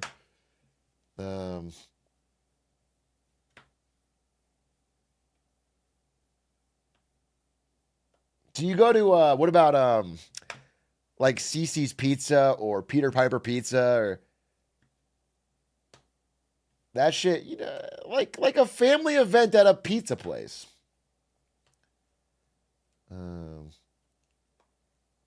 Third places, fucking unk millennial talking about third places. Dumb Why doesn't he just scroll TikToks, bro, and sit at home? Is that like TikToks? Shut the fuck up. I don't know. That was just like pizza is the source of many fond childhood memories. You go to a pizza arcade, you would go to a pizza place with your family. It would be like, it's like a low cost way for the family to go out and have dinner. Dominic's and changed the name to Domino's. This is also when frozen pizza was becoming popular, and I do love a frozen pizza. To this day, I cannot do Halloween. Halloween has to start. I have to check. Is Peter Piper Pizza still in business? Peter Piper Pizza. Oh, it's still in business. It's cooking. Oh, you guys don't know about it because it's Arizona. It's Arizona, California, New Mexico. I didn't know. I didn't know it was only a Southwest thing.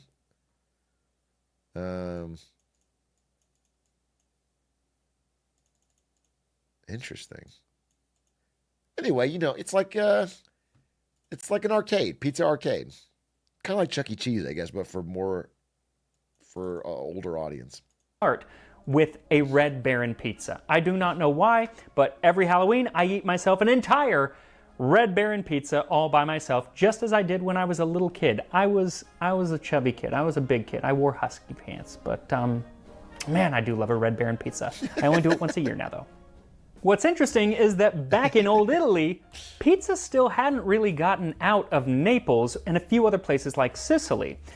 But when American tourists started showing up in Italy and they wanted pizza and Pisa, the other parts of Italy had to step up and start making their own kinds of pizza. And it didn't go great at first. Some of the country was so bad at mimicking Neapolitan pizza that the city of Naples founded AVPN, or the Associazione Verace Pizza Napoletana, which laid the groundwork for what makes pizza pizza. But I think that it was a little too late. The cat was already out of the bag, because here in America we were making sushi pizza and pizza bagels, and we had really done whatever. Pizza bagel is one of the greatest inventions of all time and one of America's greatest cultural contributions. So watch your fucking tone, okay? I like the video so far, but if you're gonna talk shit on fucking pizza bagels or Totino's pizza rolls, then you've got another thing coming. We want with pizza. Heck, you could even come over to my house later tonight and have your... Did you last eat a pizza bagel? I visited my little brother in Arizona. This is within a year. And we watched movies, and he gave me an edible, and we ate pizza bagels. It was awesome. It was awesome. So, that was fucking great. Yourself a pizza with rose water and sugar, because I'm pretty sure my pizza's about done. So at 1 hour and 15 minutes, open up the oven and quickly brush on the rose water and sprinkle with sugar. Then let it bake for another 15 minutes or until it's baked all the way through. And then your papal pizza is ready to eat. And here we are, Scappi's pizza from the Italian Renaissance. Now this is a real pizza work. That's not even... So, wait, there's no... I thought it had the toppings on the inside. I thought it was like a calzone. That's just a fucking cake. What? A fucking pizza, bro. I thought it was a calzone. I was kind of excited. I was like, you know what? It's on the inside. It's kind of like a shepherd's pie. Amazing. I mean, it smells like fresh. It kind of smells like croissants. I let it cool. You need to let it cool before you cut into it, because the butter needs so much butter. Here we go. Let's give this a taste. It's got 2 pounds of butter. It is a cake. Maybe it overrose, or I'm not sure. It's gonna be fine. Just eat it.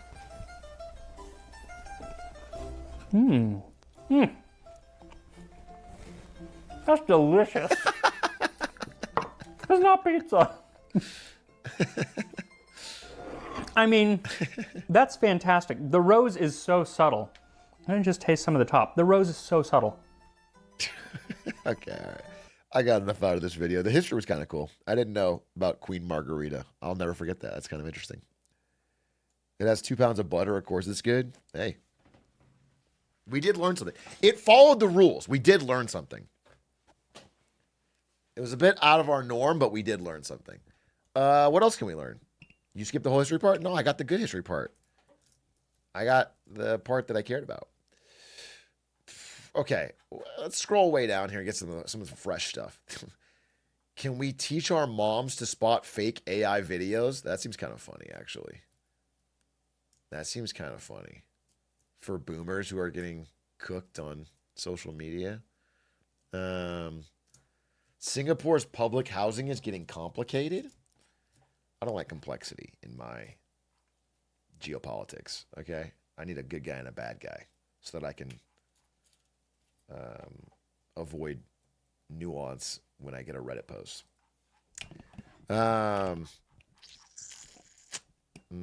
Canadian PSAs were weird.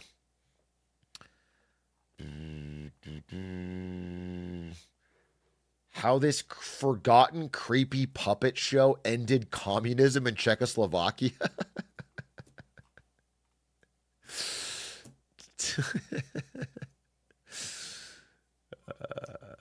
We found one of Jeffrey Epstein's black books years before the recent Epstein Files controversy.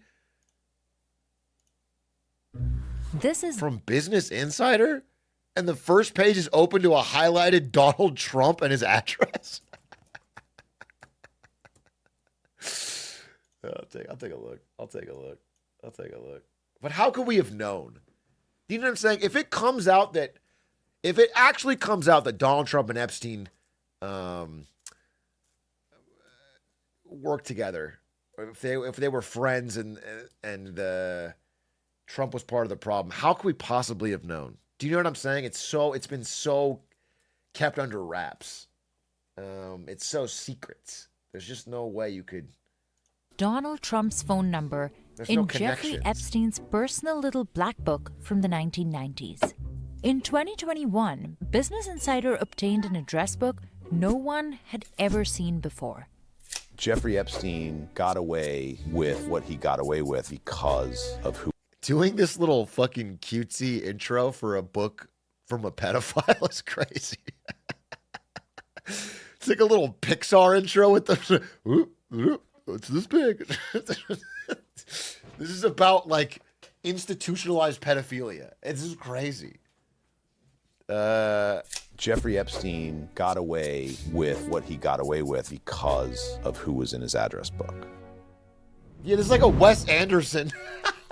What's interesting for us about this is like a Wes Anderson intro for characters who we didn't previously know had interactions with or did business with him.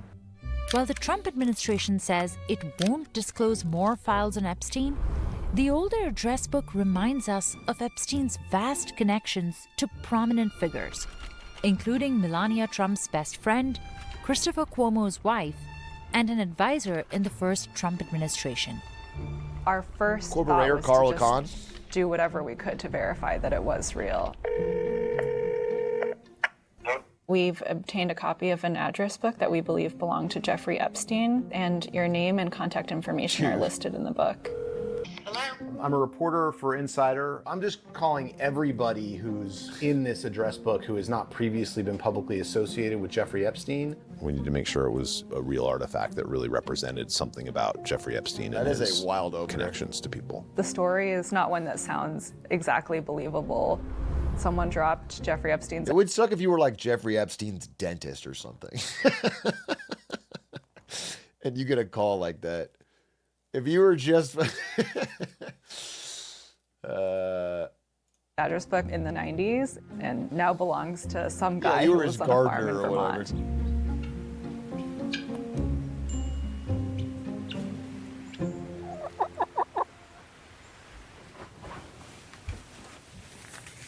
I'm very careful not to put my fingerprints on the book, not to put any sort of DNA or hair or anything like that.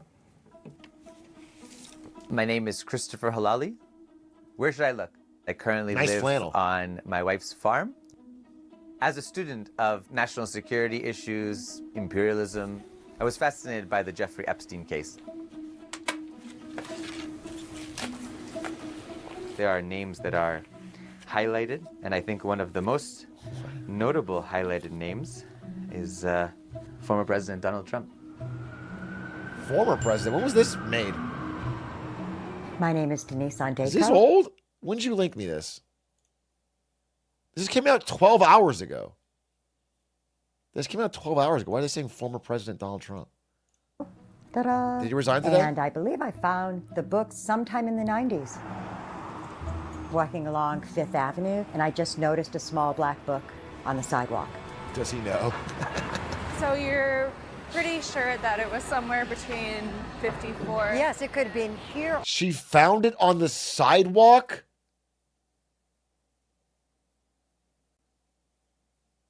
That, I don't fucking... He dropped it?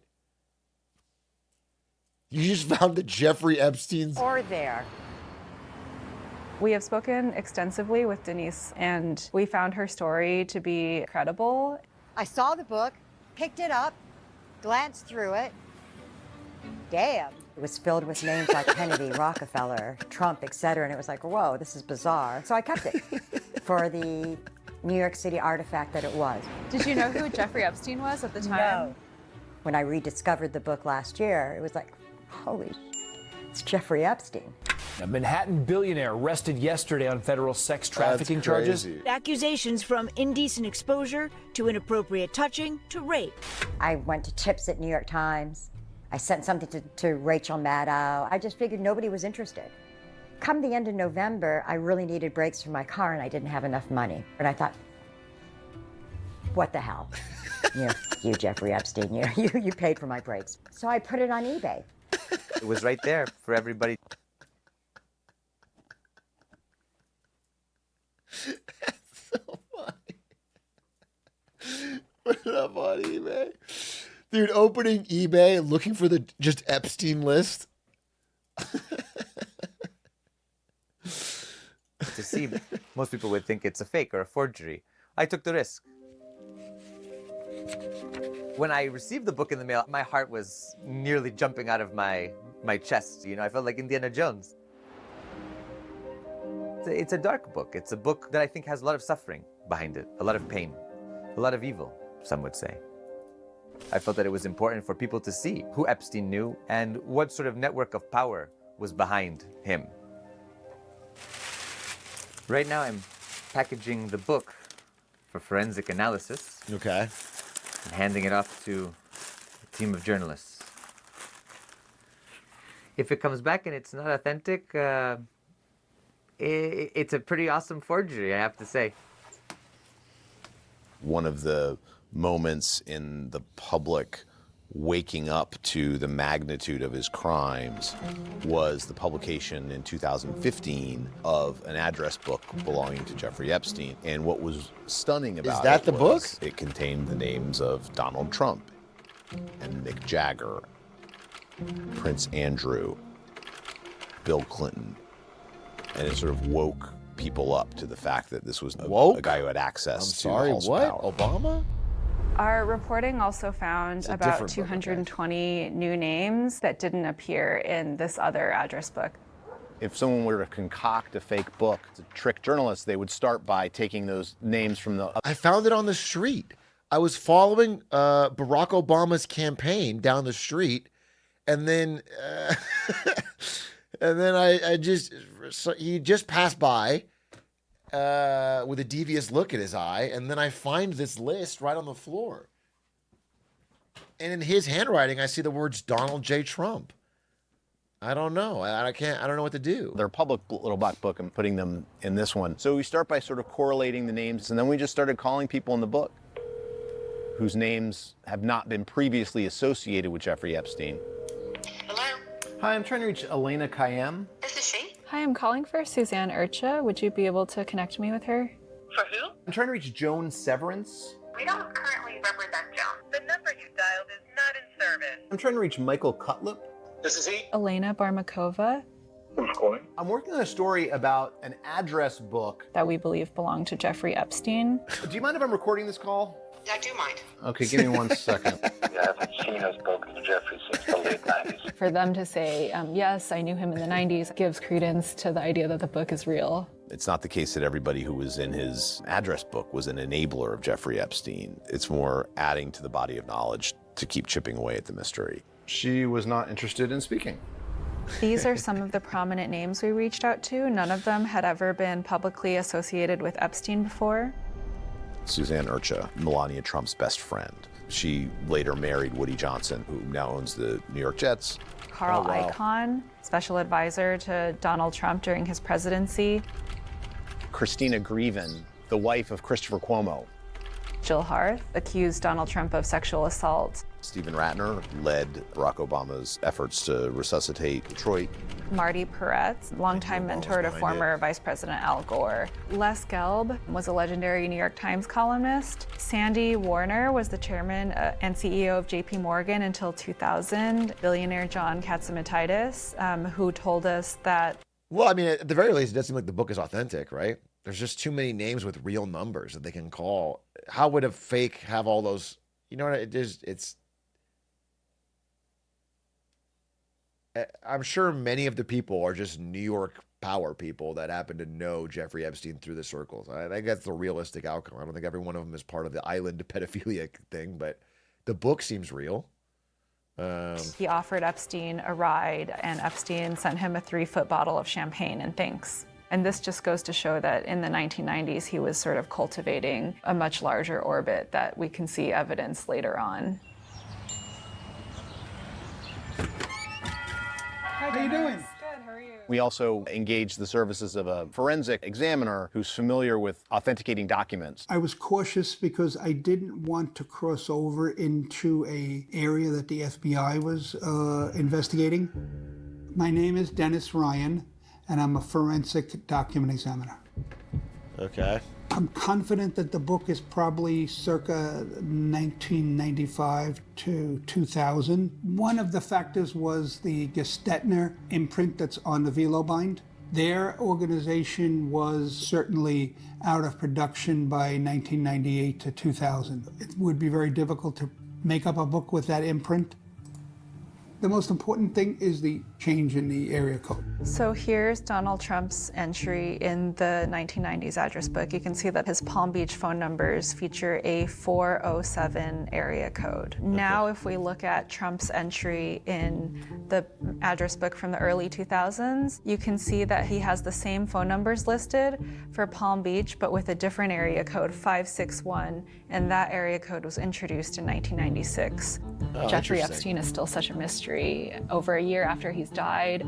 Accused sex trafficker Jeffrey Epstein is dead. Jeffrey Epstein's attorneys questioning whether his death was a suicide.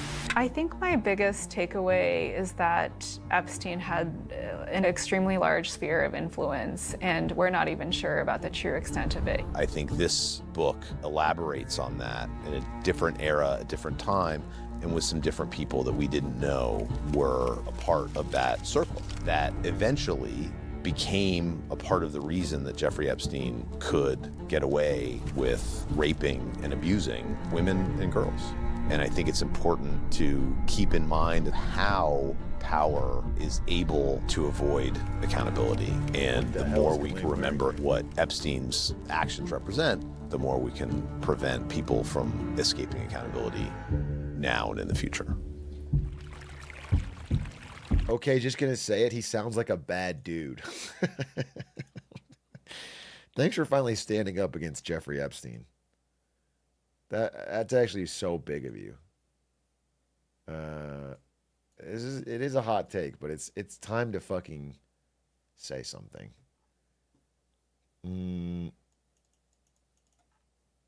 So they did re-release this. Okay. Well, smart of them because the views are crazy. Wow, everyone's got an Epstein story. Dude, it's crazy, all these Epstein stories that are... Forbes asked, how did Jeffrey Epstein get so rich? Forbes just glazes the wealth of Jeffrey Epstein. Today on Forbes... It's only 5 minutes long. I'll do a quick check. How Jeffrey Epstein got so rich. At the time of his death in 2019, Jeffrey Epstein was a fabulously wealthy man. Between his collection of lavish homes, 2 private Caribbean islands, and nearly There was $380 2 million islands? in cash and investments, he was worth $578 million, according to his estate. Exactly how he accrued those riches is at the heart of the ongoing scandal. The less interesting possibility is that Epstein's sex crimes were separate from his day job as a financial advisor to billionaires, to whom he offered investment, estate, and tax planning services. In a 2013 corporate filing, Epstein described himself as, quote, an experienced and successful financier and businessman, a, quote, Jeffrey Epstein, entrepreneur the who has financier? built several highly profitable companies, and, quote, one of the pioneers of derivative and option-based investing. The more scandalous scenario, as alleged by many of President Trump's supporters and conspiracy theorists, is that Epstein secretly taped his wealthy friends engaging in sex crimes with trafficked minors in his homes and on his islands, and then blackmailed them, with his financial business serving as cover. The full origins of Epstein's wealth remain shrouded in mystery, but what is clear, according to Forbes' review of court filings, an investigative memo, and financial records, is that Epstein relied above all on 2 billionaire clients and a tax gimmick to build his fortune. I know one of them's the Victoria's Secret guy. Lex whatever. His Secret's longtime chief, Les Wexner, Les and private Wexner, equity honcho, Leon Black, were Epstein's 2 largest financial clients. Of the more than $800 million in revenue Epstein's 2 key businesses brought in from 1999 to 2018, Epstein collected at least $490 million in fees, with the rest coming from gains on investments. Wexner and Black supplied upwards of 75% of Epstein's fee income throughout that period, according to Forbes' estimates. Those entities, both based in the U.S. Virgin Islands, were Epstein's only, quote, revenue-generating. So most of his money comes from the Victoria's Secret owner billionaire. Interesting. Companies from 1999 until his death. This, according to an expert report provided by an accountant in a 2022 case filed by the U.S. Virgin Islands government against J.P. Morgan Chase. Dude, that's what Victoria's Secret was? Victoria's Secret was the deep ties to Jeffrey Epstein. Really makes you While think. President Trump and Epstein were friends for many years, there is no evidence that they ever did any business together. They reportedly fell out after competing to buy the same Palm Beach estate in 2004. In that competition, Trump won. Wexner, who was 87 years old and the founder of Apparel Giant Limited, was Epstein's primary client from 1991 until 2007, before the 2 men fell out. Wexner paid Epstein an estimated $200 million over the years. Black, who was 73 years old and the founder of private equity firm Apollo Global Management, paid Epstein $170 million between 2012 and 2017. This according to an independent investigation from law firm Deckert LLP into Black's relationship with Epstein and further research from the Senate Finance Committee. Epstein was able to accumulate his... Wait, did Epstein not graduate from Harvard? Is this finally going to be the thing that makes people realize he's a bad guy? Was Epstein wearing Harvard merch when he didn't graduate?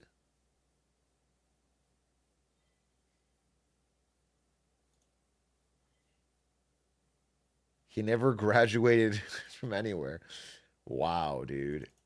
Wow. Wealth nearly tax-free, thanks to generous tax breaks fraud in the U.S. and Virgin pedophilia? Islands, where he became a resident in 1996 It's adding up, and set up a Jeffrey. financial consulting firm named Financial Trust Company 2 years later.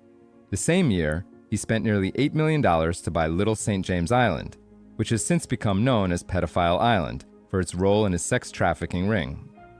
Court filings show that between that firm and Southern Trust Company, which he set up in 2011 and which took over as his main business the following year, Epstein obtained benefits under the territory's economic development program that saved him $300 million in taxes between 1999 and 2018. Throughout that time, Epstein earned at least $360 million in dividends from his companies. Wexner and Black have both apologized for their associations with Epstein and said they were not aware of his sex crimes. Wexner stepped down as CEO of L Brands in 2020 and said in a letter published that year that he, quote, would not have continued to work with any individual capable of such egregious, sickening behavior had he known. Black said in an earnings call in 2020 that he, quote, deeply regretted his association with Epstein. The Deckert report found, quote, no evidence that Black was involved in any way with Epstein's criminal activities. In 2021, Black stepped down as Apollo CEO and from his position as chairman of the Museum of Modern Art. The two men were not Epstein's only clients.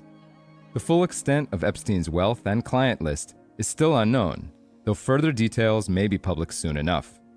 On July 17th, Senator Ron Wyden revealed that investigators from the Senate Finance Committee had reviewed some of the Treasury Department's files on Epstein last year. They found that there were more than 4,700 transactions with Epstein's accounts at 4 banks: J.P. Morgan Chase, Deutsche Bank, Bank of New York Mellon, and Bank of America, totaling more than $1.9 billion. But he did it alone. Just to be clear, it was just moving money between his accounts in a circle because it was all him solo dolo. And I feel like this fucking conspiracy theory that anyone else was involved needs to stop, okay? It's implicating some really innocent people, like our president, and I don't think that's fair. For full coverage, check out Giacomo Tagnini and John Hyatt's piece on Forbes.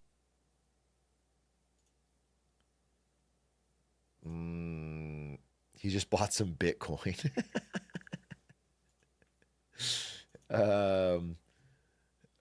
I know there was a new CoffeeZilla about it, but is it anything particularly new?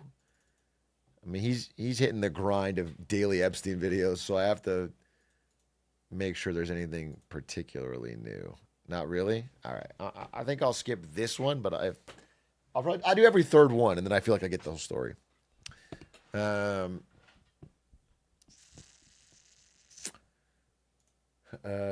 right. Well, then in that case, Get Smarter Saturdays, we need more submissions. Who's got a YouTube video that we're going to learn something from? Reset the list? Release the list of Get Smarter Saturday videos, which is now reset.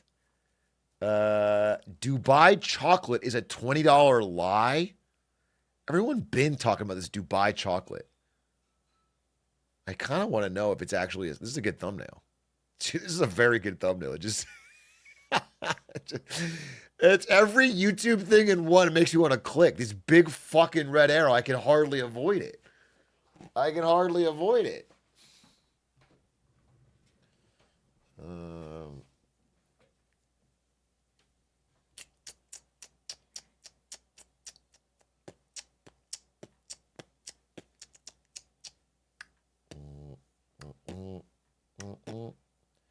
Why Japanese people don't want things anymore?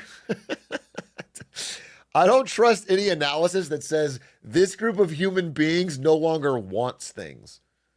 That doesn't sound... I think they just have less money.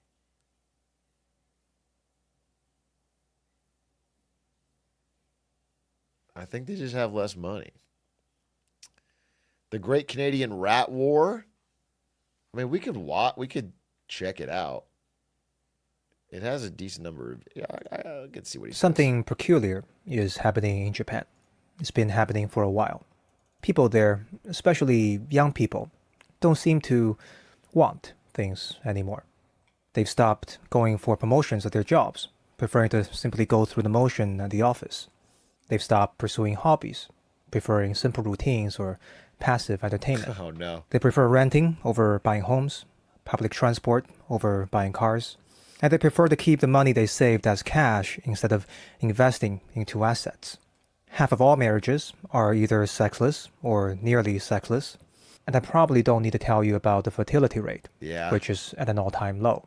In fact, many young adults have stopped looking for love altogether.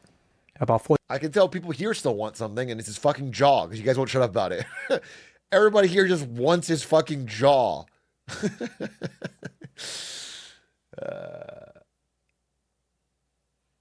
35% of them have not had sex for at least 12 months. And of those never married, about half are virgins. The Japanese management consultant, Kenichi Omai, was the first to describe this phenomenon as a low-desire society. In his book of the same name, he calls it, quote, Japan's unique, world unprecedented abnormality. It's as if Japan has given up on the idea of ambition. People are afraid of hope, and have become profoundly risk-averse as a result.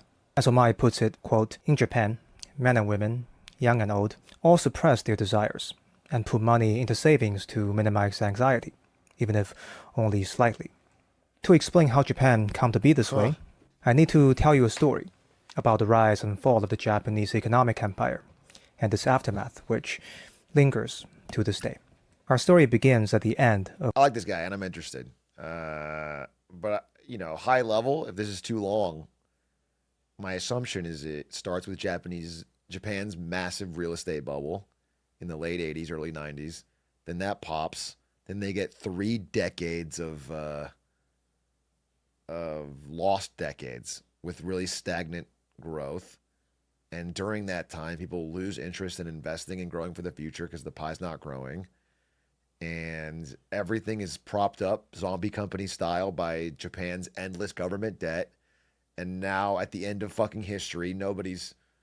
I'm just jealous of the jawline, sure. World War II. Having lost that war, Japan was in ruin.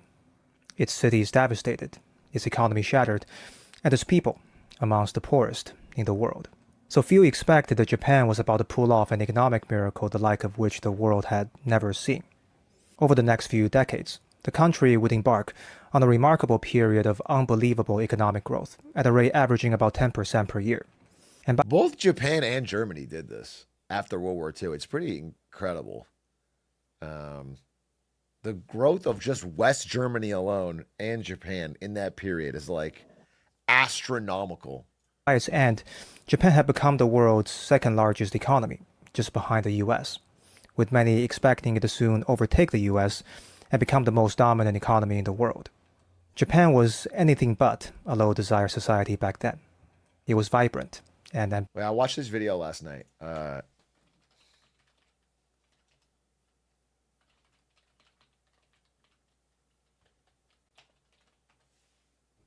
Yeah, this.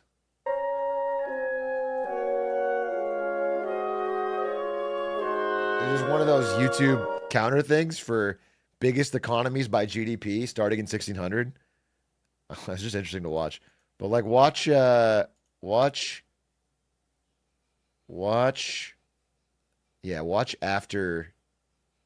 45. Dude, watch Japan here. Down, down, down, down, off the charts. Then watch Japan. That's actually closer to the 80s. We gotta get way out here, but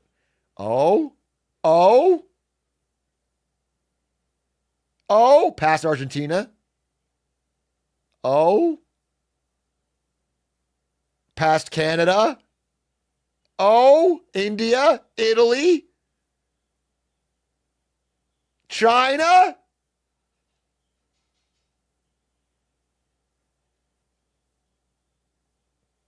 No, not France. Surely not France. They won the war. Past France and the UK. West Germany and Japan. Boom. Boom, boom, boom. Look at them both. Japan past West Germany. Soviet Union, surely you're not getting past. Oh my God.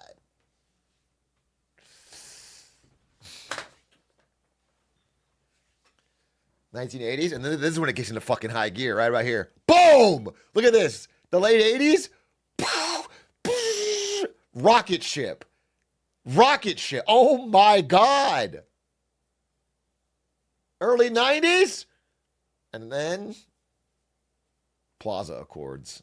Right around here. Uh-oh. What happened there?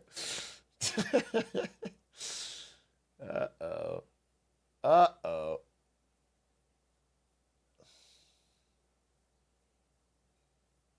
And this is what they're living through. Stagnation. Decades of stagnation. This is the economic consequences of that, of increasing debt, lower growth. It's still shrinking. By the way, China. Wait, did we watch China after 2001? Look at China right here in 2001, WTO. Smaller than, I mean, you can go a little bit farther back, right here. China around the turn of the century. This is young Atrioc. Just thinking China, they're not that big. They fucking go crazy. Boom! Right around 2004, dude. Boom! Holy!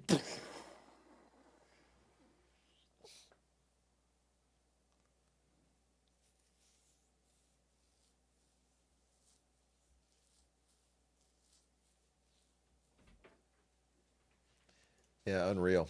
What's up, baby? Oh, no.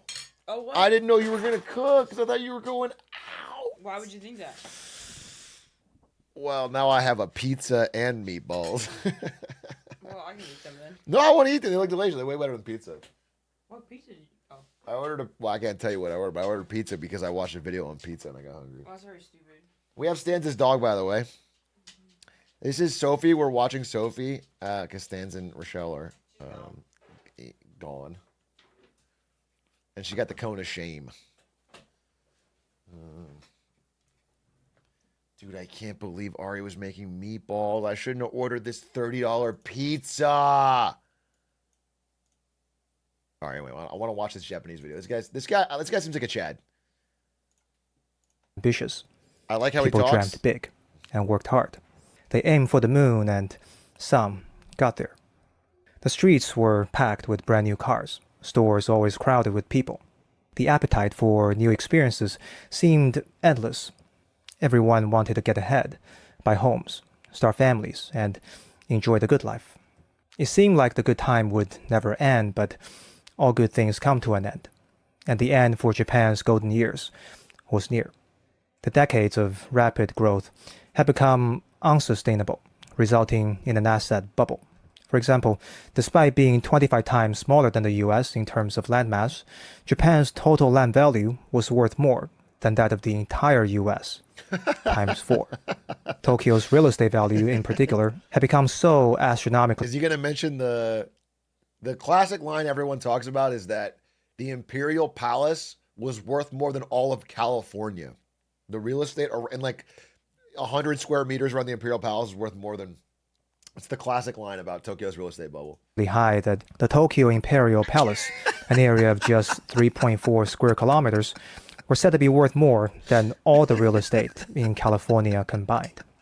The signs of an economic... Hand of God, not pre-watched. This is the power of reading. I just want you guys to know that when you read, the world unlocks for you. You just read things. Everyone's pulling from the same sources, bro. Just read a couple of books and all of a sudden, you're going to feel like this all the time. Economic bubble were there, and, at least in hindsight, obvious. For example, people were buying things just to buy them, regardless of how random or useless they might seem, like golf club memberships that cost as much as $3 million. At one point, Japanese corporations seemed to have literally run out of things to buy in Japan and started buying things in foreign markets too. They bought the Rockefeller Center in New York for $1.4 billion, Columbia Pictures for $3.4 billion, and Universal Pictures for $6.6 billion. They bought all the American movie studios. There were concerns at the time that Japan was buying up too many foreign assets.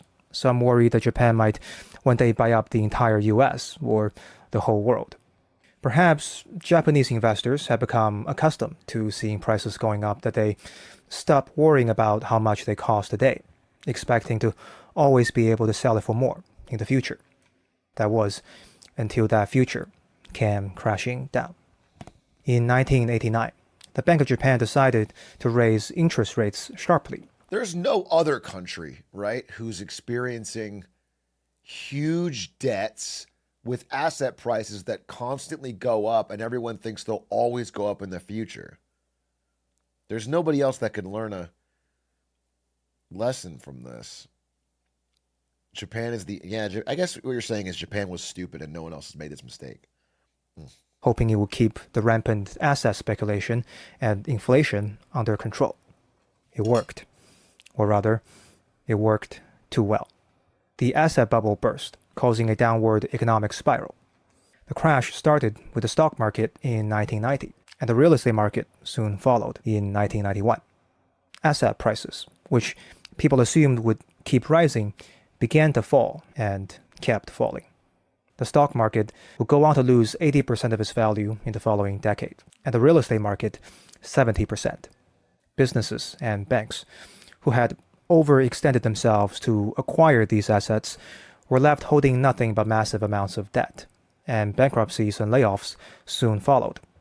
People, who were rich on paper, watched as their wealth turned to ashes before their eyes. What followed wasn't just a quick recession, but a long, drawn-out economic stagnation that would come to be known as Japan's lost decades. It's called the lost decades because nothing really happened economically during those decades. Nintendo. The GDP more or less stopped growing, with stagnating wages and deflating prices. The effects of this economic malaise remained to this day. Tokyo's real estate market never recovered to the height of its heyday, and the Japanese stock market only went back to its pre-crash value last year. To say that people learned their lessons... Dude, think about that. It only got back to the... If you bought at the highs, you didn't get it back till fucking 30 years. only went back to its pre-crash value last year. To say that people learned their lessons is an understatement. Perhaps they learned it too well. People didn't just grow cautious, they became pessimistic. Not only are they preparing for the worst, they expect the worst too. Ambition always ends in frustration seemed to have been the lesson many internalized. So instead of chasing big goals, they now gravitate towards stability, steady income, simple routines, and cash on hand. Those who grew up during this era of quiet resignation, who are the young people working and living in Japan now, will come to comprise the bulk of the low desire society. Dude, don't you kind of see this in America now? In some way? And we're not even in the bubble burst. I feel like with younger people, you see more people that are like, yeah, I just want simple things. I just want, I'll be happy with just a good commute and a job that I don't hate and whatever. Like, I feel like you hear about it more and more. Yeah, I get my gaming PC and my cat, and I'm happy, and I don't need.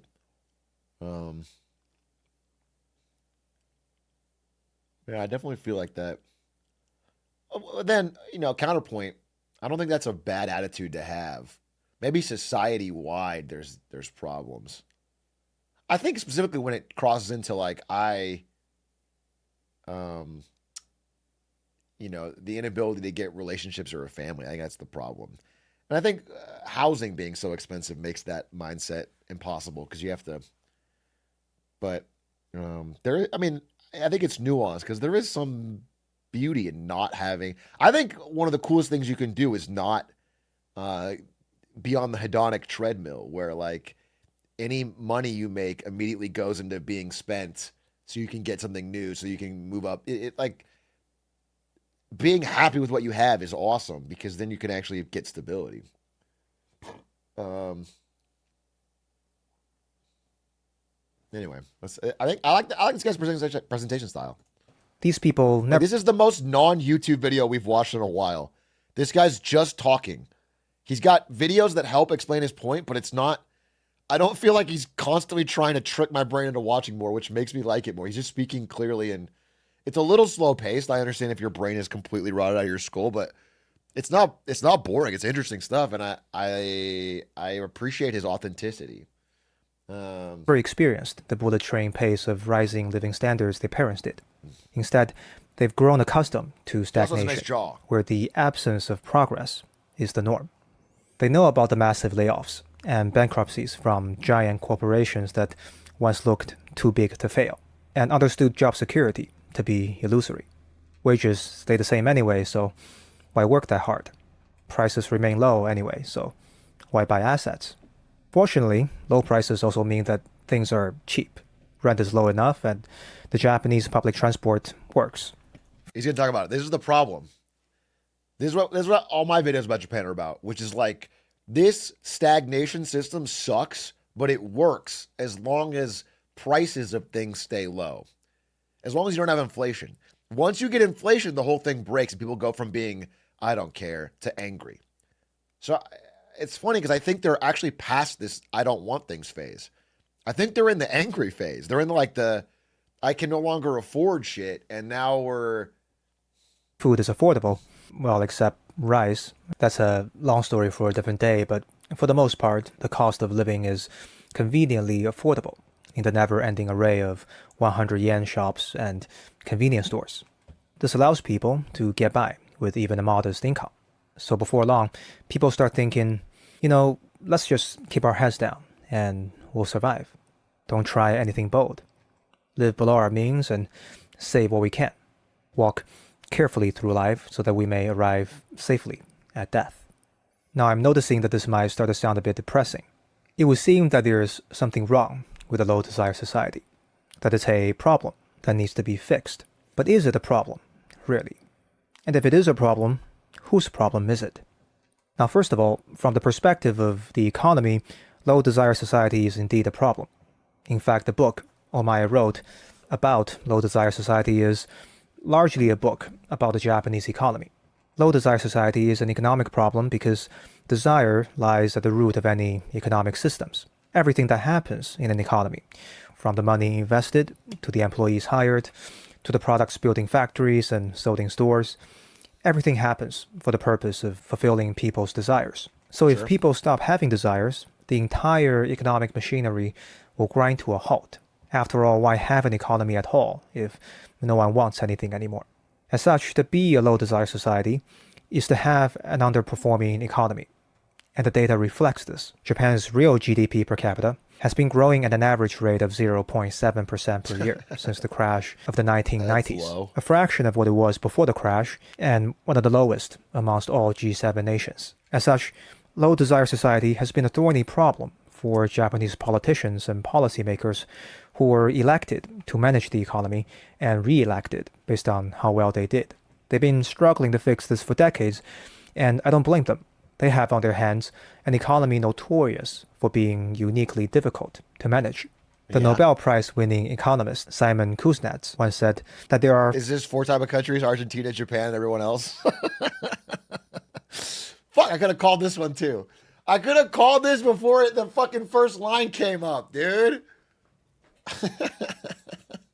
4 types of countries: developed, underdeveloped, Japan, and Argentina. In other words, Japan's economy is so strange that Kuznets thinks it should be its own category. One of the reasons for this is, again, that people don't want things. And as a result, economic interventions that work everywhere else just don't seem to work in Japan.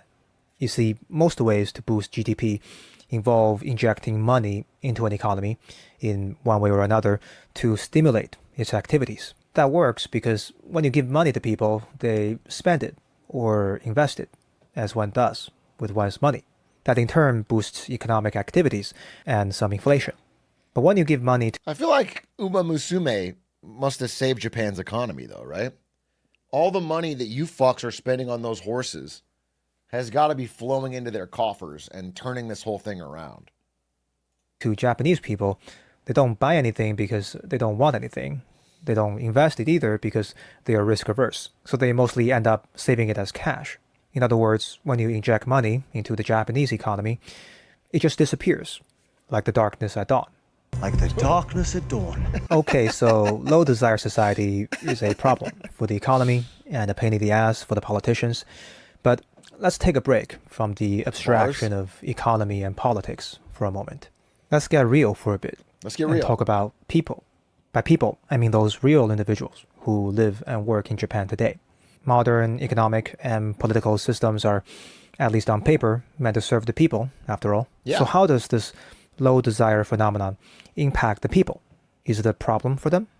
That is, from their personal perspectives, is it really a problem to have low desires? Well, there the question becomes more nuanced, because it's not obvious why it's a problem for someone to have low desire. Do people have to have a lot of desires? Is it bad if someone happens to not want anything? What an interesting question. Look, if I truly don't... I want to think before he answers. I just want to think. It's a very interesting question. There's something zen about minimizing your desires. I think as a broader society, it feels like you go into stagnation and death if everybody stops wanting more or to improve what they have. Like the idea that the people in Japan don't want a Ford F-150 is disgusting to me. But I feel like I want to separate it from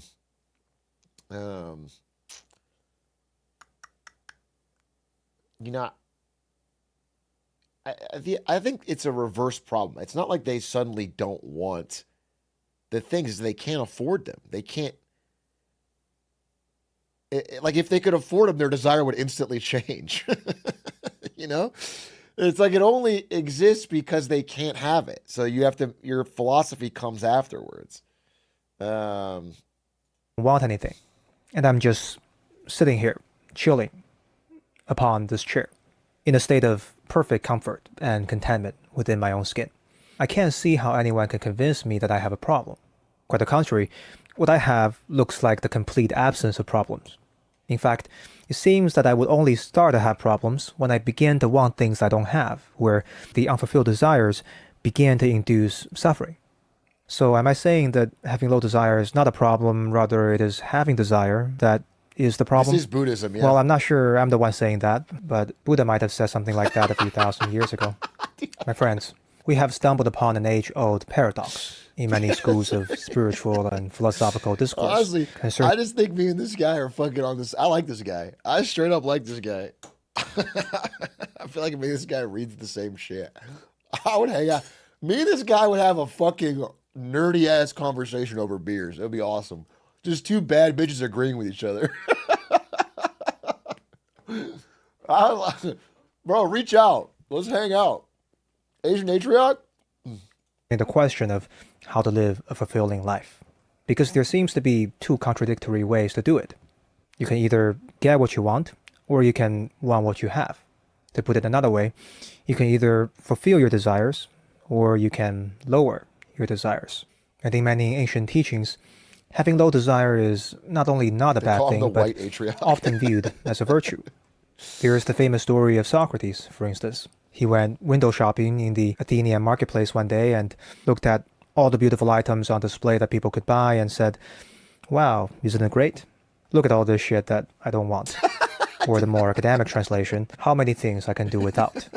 Now, I don't think that ancient wisdom says that having desires is always bad, but it does point out this tension between getting what we want and wanting what we already have as seemingly contradictory strategies in living a good life. One of my favorite stories that illustrates this tension is the one between Alexander the Great and Diogenes the Cynic.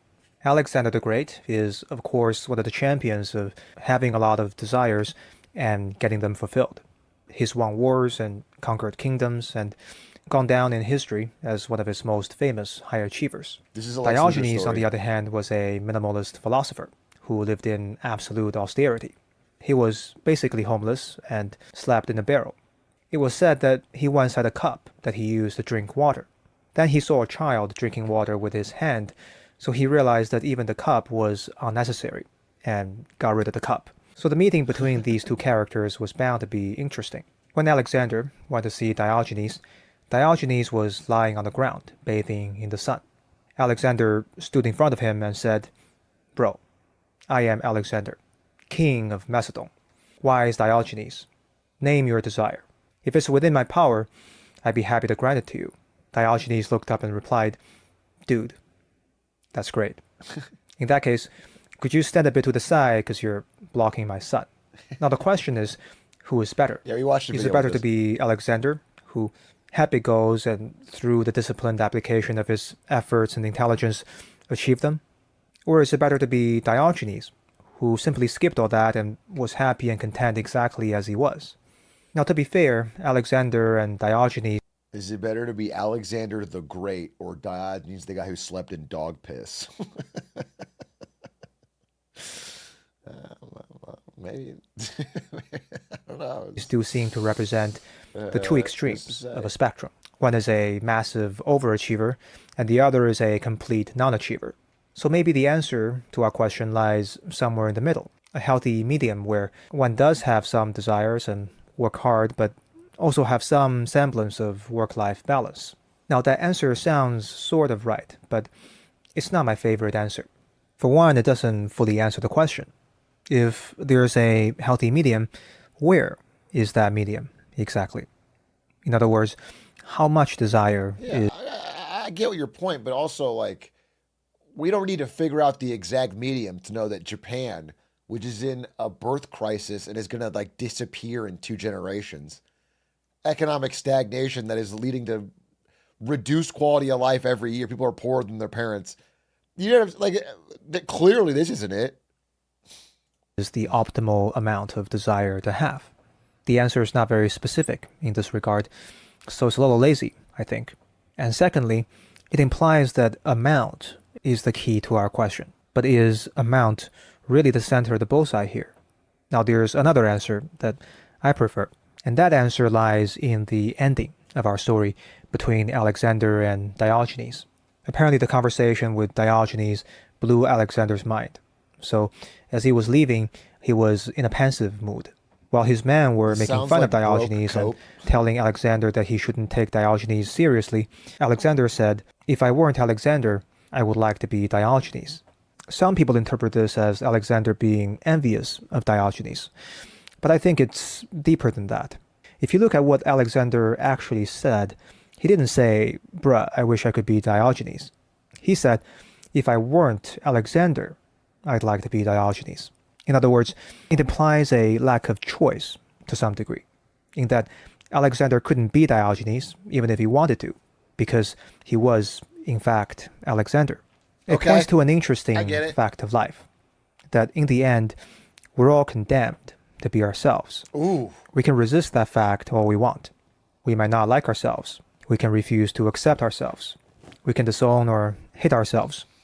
We can even put on masks and pretend to be someone else. But deep down, we are who we are. We can't run away from ourselves no matter how hard we try. Now, I'm not saying that people can't change, but I am saying that, for better or worse, each of us have our own uniqueness, our capacity to change included. For example, Alexander... This is very different. This is very different than the start of this video. I was like, this is not about the economic state of Japan. I don't think... couldn't be Diogenes because he was Alexander. He was someone who naturally had a lot of desires. I got tricked into a philosophy video. Was drawn to take actions towards them. However, he could, at any moment, choose to suppress his ambition, give up the throne, and sleep in the barrel next to Diogenes. I don't know if that would have made him happier, but he did have the freedom to choose that life for himself. Now, we all know that in reality, Alexander chose to pursue his desires instead, and the rest was history. That was the decision Alexander made, with him being who he was. And each person will need to make that decision for themselves, based on who they are and what they authentically desire. So the key to our question isn't amount. There isn't an optimal amount of desire a person should have. Rather, it is authenticity. Namely, what is your authentic desire, given who you truly... I think this guy wanted to talk about this, and he packaged it in Japan economics so he could get people like me to watch. I think he opened with, because this is not even this is not related really. It's not. They're not making this choice on a philosophical level. It worked. Who they are, and what will you decide to do about it? Now that's easy to say, but very difficult to do. In fact, it's 3 separate, very difficult things: the awareness to know ourselves, the wisdom to decide what to do about it, and the courage to take action on that decision. To illustrate how easily one can fail at all 3 of these things, here's an example from my life. After graduating college, I worked for 2 years as a corporate consultant. I was pretty miserable through most of it, probably because I hated the job, but for a long time I thought I loved that job, because everyone around me loved that job, and they loved me having that job. My Chinese parents became happy for the first time in their lives, and I was constantly receiving LinkedIn messages from university students asking me to show them how they could get that job too. And my colleagues, oh my goodness, they were so enthusiastic and passionate about getting into good projects and networking and going for promotions and everything else that came with a consulting career. So I was taken in by all that. I thought I was lucky to get that job and should work hard and progress in that career. In other words, my desire for a consulting career was not my... I mean, I do relate. I remember,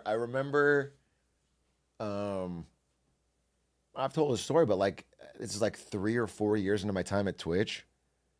I've told this, I remember distinctly being on the bus to go to work and looking out the window and realizing, like, this is my job that I dreamed of my whole life, and I am not happy.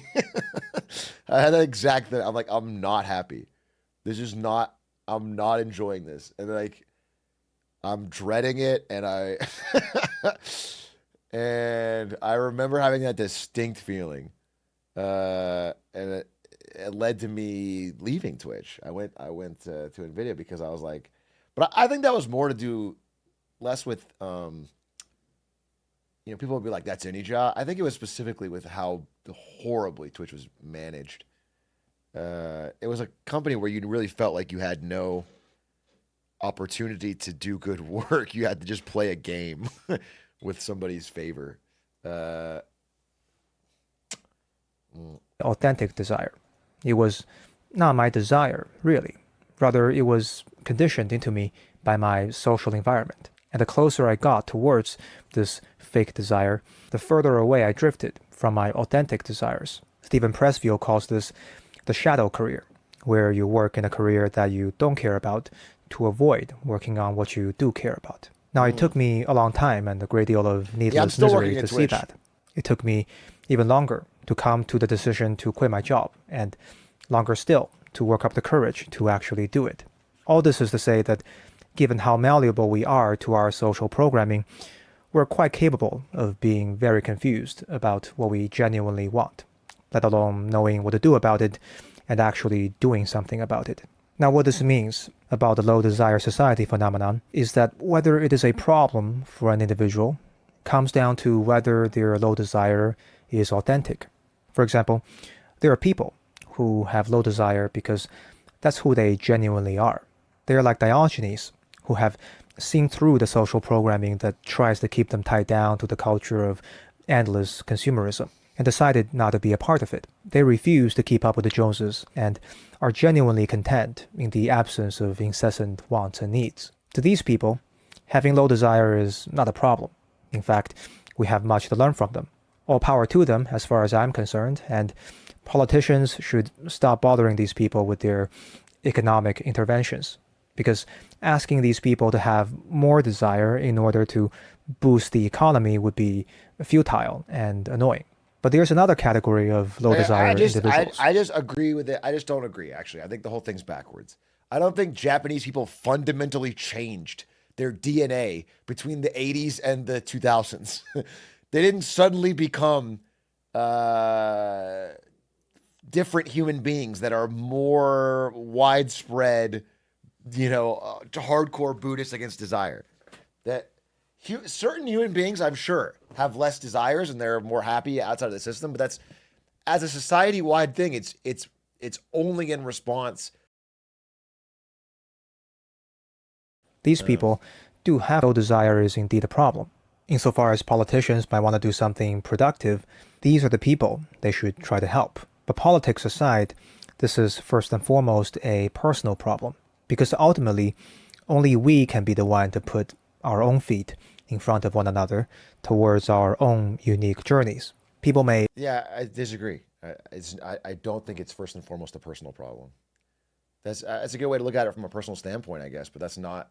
help us along the way, but they can never do it for us, especially not the government.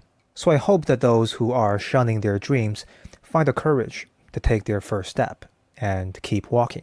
And I hope we too find the inspiration in their story to do the same in our own lives. I heard that there are only 2 mistakes along this journey: not starting and not finishing. Thank you. Still, I liked it a lot. I still liked it a lot. The rise of homeless streamers in China. These people.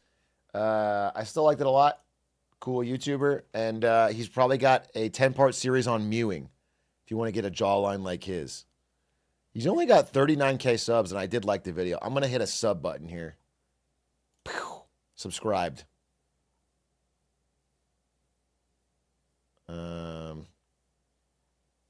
So you can see. Damn, he's got so many. He seems a little burnt out, dude. My life is meaningless and that's okay. What's the channel? It's called Louis Zhao. You can see it right here. Check him out. He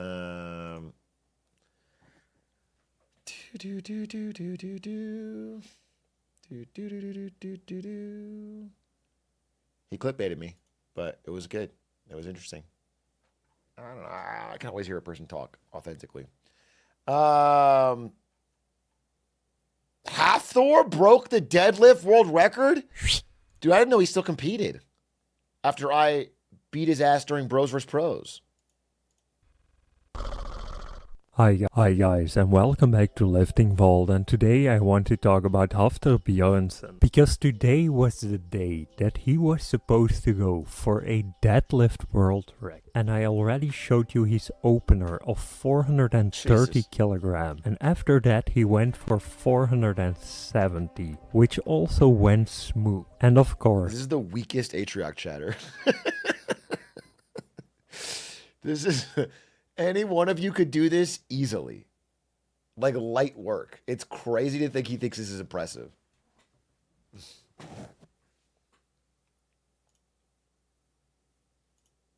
That's your warm-up. Yeah, I know. Believe me, I know.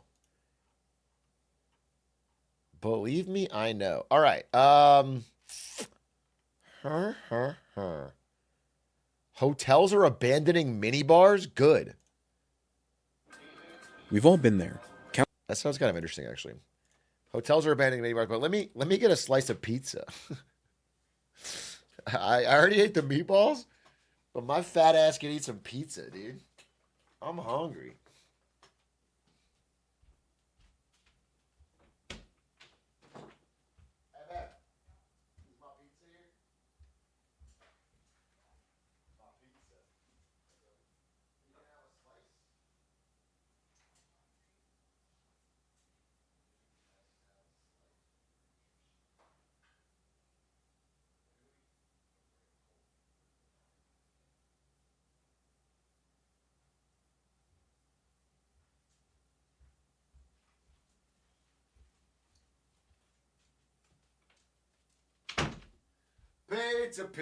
Pizza. I'm not putting Coke on the pizza.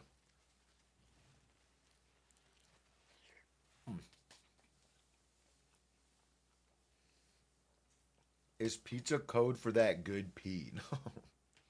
Use a fucking plate. I have a napkin. Pepperoni? Is there a problem? Why are you guys judging me for getting a pepperoni slice of pizza? It's good. One slice for $30. No, it's a large piece. Actually, too big. It's actually too big. And it is quite greasy, but what are you going to do? It's not low desire pizza. I have high desire. That's why I got this pizza. If anything, I'm keeping the economy going because my insatiable desire for pizza just put $30 into the world for... Was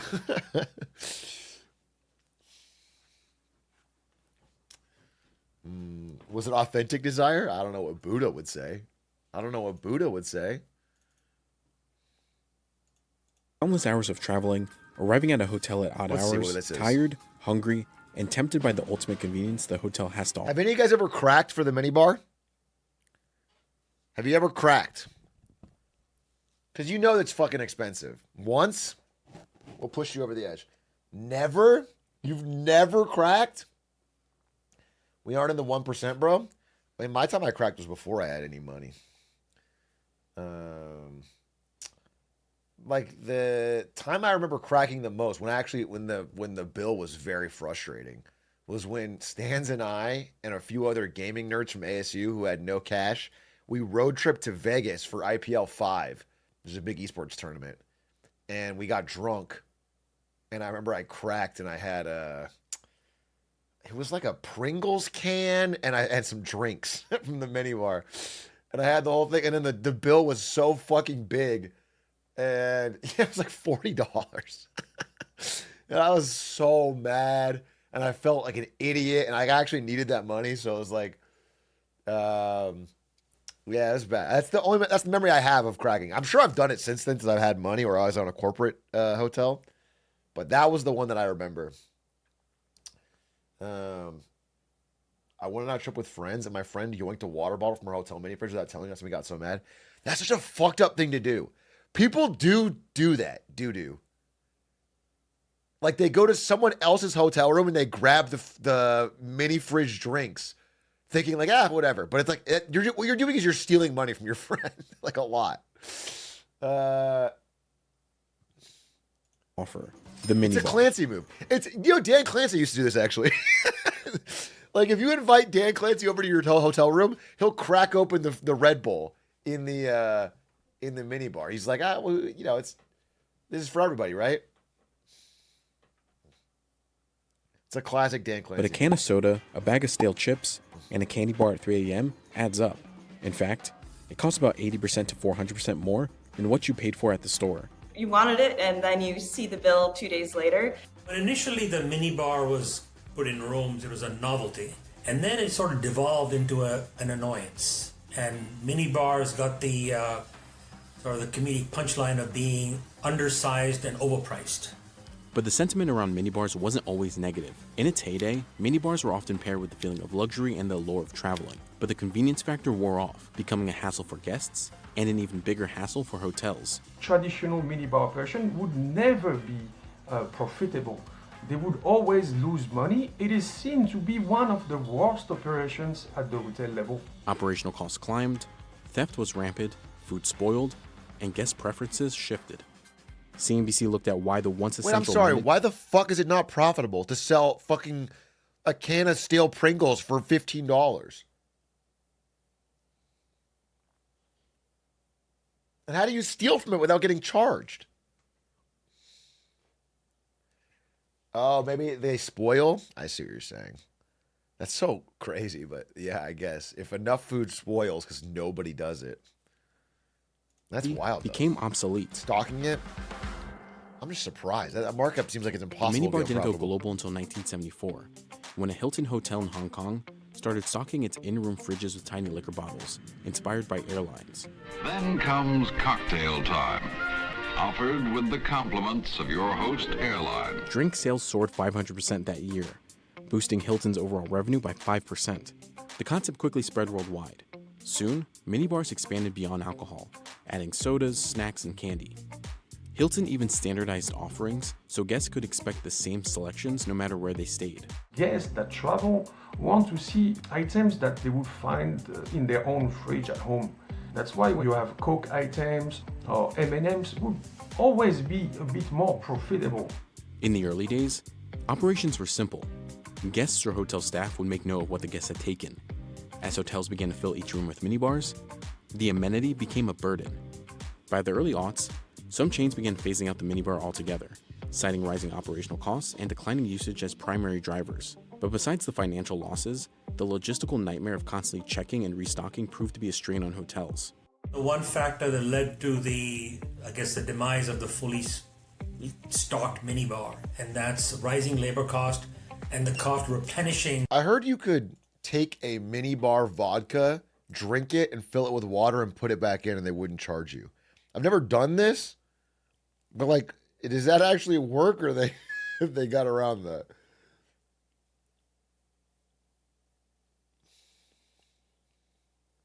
It's sealed. They have fridges now that can track that. They charge you for moving it off the thing. Oh, interesting. These in addition to cleaning the rooms. One minibar attendant can visit about 100 rooms per day. You would have 4 people. Theft was another issue. Dude, I swear to Christ above. I swear to Christ above upon all the holy Lord's light. This is a weird day. I don't know what's going on. I promise you, I played too much Age of Empires to pre-watch these videos and then watch them live. It is not valuable to me to do that. That's crazy, though. That's crazy timing. That's actually fucking crazy. Since not I every think guest- I have YouTube brain around this stuff. I could just predict what the next fucking thing that I would include if I was making a video. consumed from the minibar, it could take days before a guest or hotel staff discovered that the content of the bottles wasn't actually vodka or whiskey, but instead water or tea.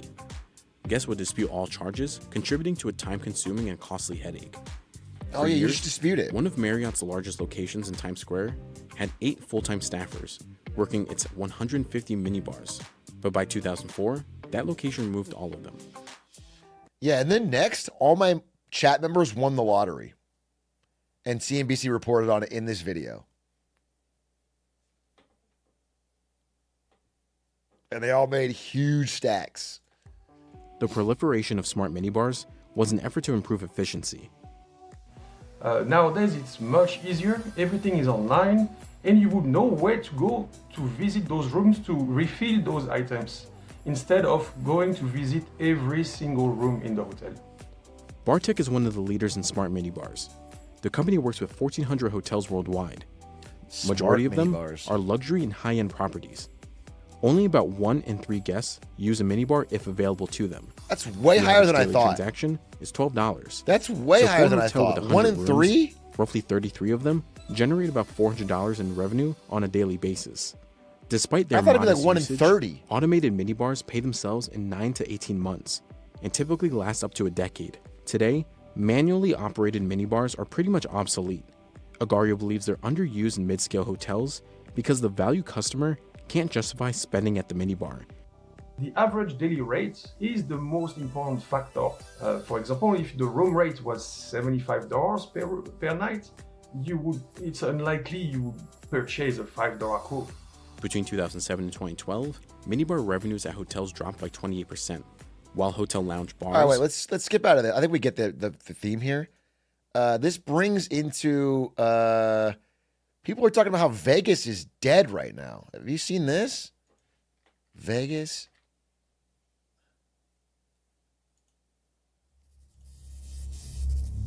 Things have changed dramatically in recent years. Las Vegas is definitely not what it used to be, and you just might be surprised at how bad the situation has gotten. After years of record visitor numbers and casino profits, tourism is finally falling. Now you might be thinking, but Jacob, haven't you been promoting Las Vegas for over a decade? Don't you want people to come here and visit? Absolutely. And dude, I've lost so much money. Decade?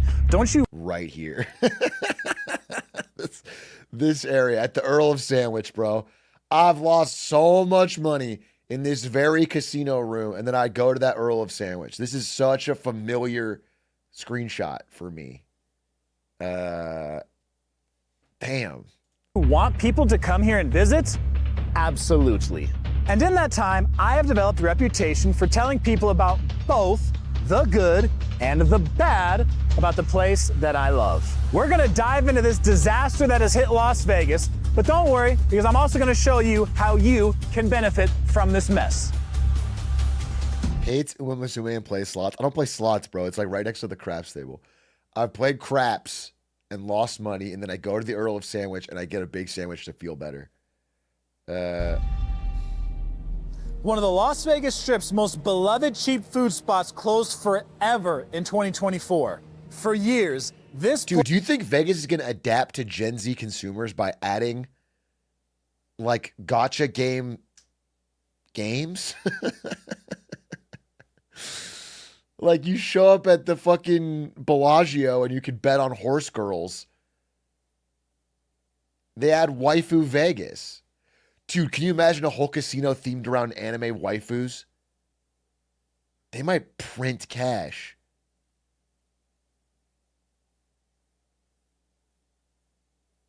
Wait, that's actually a genius idea. I'm not even kidding. I could just get investment seed fund. Make a waifu casino, probably print money, dude. Casino waifu? You would have a little digital, you have an app on your phone. It would track your rewards card or whatever, so you could get better unlocked waifus as you play. And then you make the the mirrors in the room, screens and digital. And so the waifu wishes you good night when you go to bed in the hotel room. It's like an IRL gacha game. Holy fucking shit, dude. Place represented everything that made Las Vegas affordable to people who cannot afford 5-star dining at every single meal. Ocean One Bar and Grill was the kind of restaurant where families could eat here without breaking their vacation budget, and locals would recommend it to tourists looking for a cheap place to eat. They were well known for having every item on their lunch menu cost just $4.99, and you could get 3 cocktails for $10. The writing was on the wall when the prices started to climb in the months leading up to the closure. You could see that they wanted to keep their prices as low as possible, but they're struggling to survive in an atmosphere where pretty much everything costs more. This wasn't just the loss of one restaurant, it was the death of the cheapest good food that you could find at the center of the Las Vegas Strip. Now that a reliable, budget-friendly option is gone, it's just another sign that the Strip is pricing out the average visitor who made Vegas what it is. Something that started as just a small fee for hotel amenities has probably... Dude, it's just wild that people could watch this and then be like, yeah, but the economy's great. I saw the headline number. Like, everything's good. We've never been better. It's never been stronger. It's just, I don't understand people...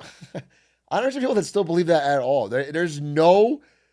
You know, I can understand if a few anecdotes were different than what... But all of them are. There's no like...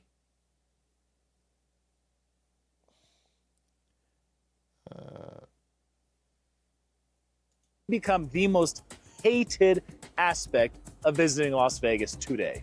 I remember doing a video back in 2018 on an article about how a $25 room in Las Vegas becomes a $65 room once you add in all of the taxes and fees. And at that time, $45 a night was the highest resort fee that you would find anywhere here on the Las. He might talk about this, but they have... that's just another pre-watch. Maybe I'll talk about it. They had these early check-in fees. Like, if you show up to your hotel room in fucking like the Venetian or whatever, it would be like $30 to check in early.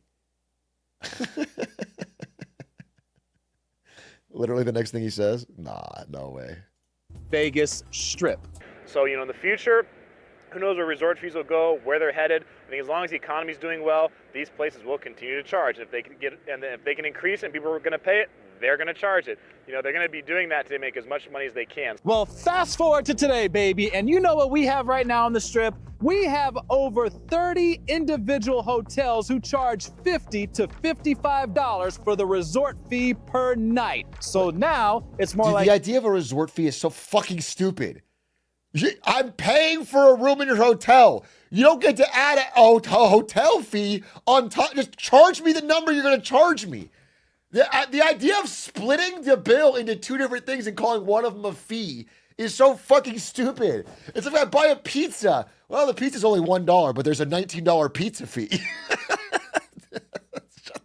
Shut the fuck up. God, Lena Khan was going to fix this. This is such a stupid fucking... trick. It's just a trick. It's just a mental trick to try and scam a little bit from people that have to think about one thing and then get baited in. It just takes advantage of the human. Once you've committed to something, you're more likely to pay more down the road. Once your mind has considered buying something, well, now you're more amenable to paying a higher fee, but you wouldn't have been if it had been the original fee up front. It's just abusing people. It's just abusing a mental trick of it's anchoring. And it's fucked up. It's stupid. $99 room turns into a $175 room. Because remember, you pay the $99 room price plus the 13.38% room tax on top of that price, plus you pay the $55 resort fee, plus you pay another 13.38% room tax on top of the resort fee. Why you're paying tax on top of a fee, ask Uncle Sam. And to add insult to injury, some of the things that these hotels list that are included with your resort fee are laughable. Things like free local and domestic phone calls. Free boarding pass printing and access to the pool, but seasonal. So if you come during the winter time and the hotel pool is closed, you do not get a cheaper resort fee because it's closed. And the psychological impact of this for travelers really goes beyond money. It's about trust being broken before you even arrive, because your expenses have just exploded beyond what you budgeted for your vacation. And remember, guys, no matter how much it's so crazy because like the casinos in your hotel, these people are gonna come and punt money on guaranteed losing games. And you can't even do the courtesy of letting them play the game before you scam them. You can't even offer them a good room at a fair price so they can fucking give you money on games they will statistically lose over time. You have to steal the money first on extra fees. It's crazy. Resort fees are, this is Las Vegas and we are in the desert. So there's a pretty good chance that no matter what, you're going to wind up seeing roaches out here at some point. I don't think resort fees can get rid of that.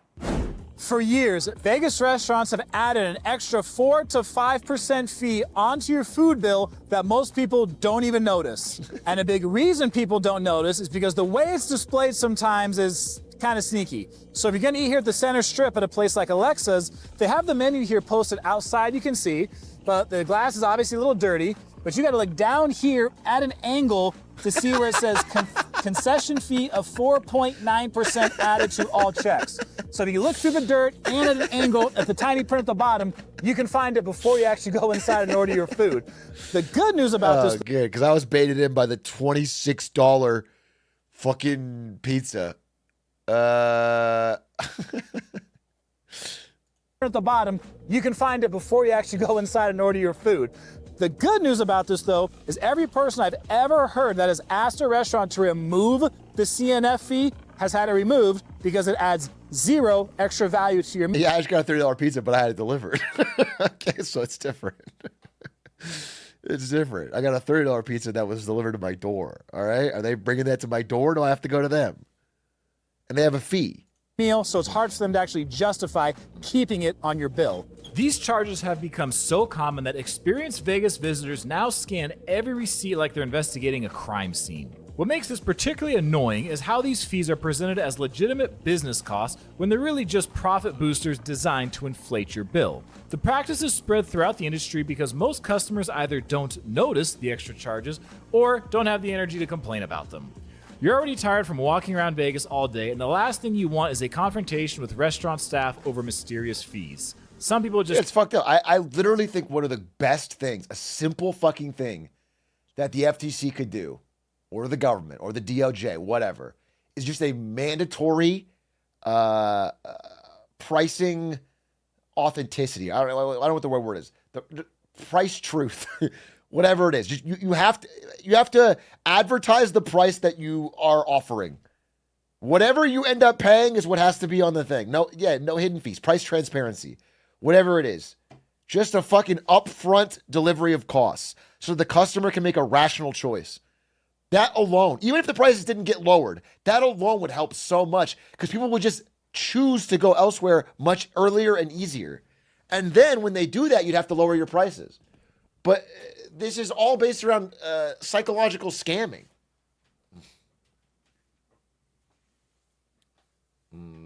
Include a transparency fee.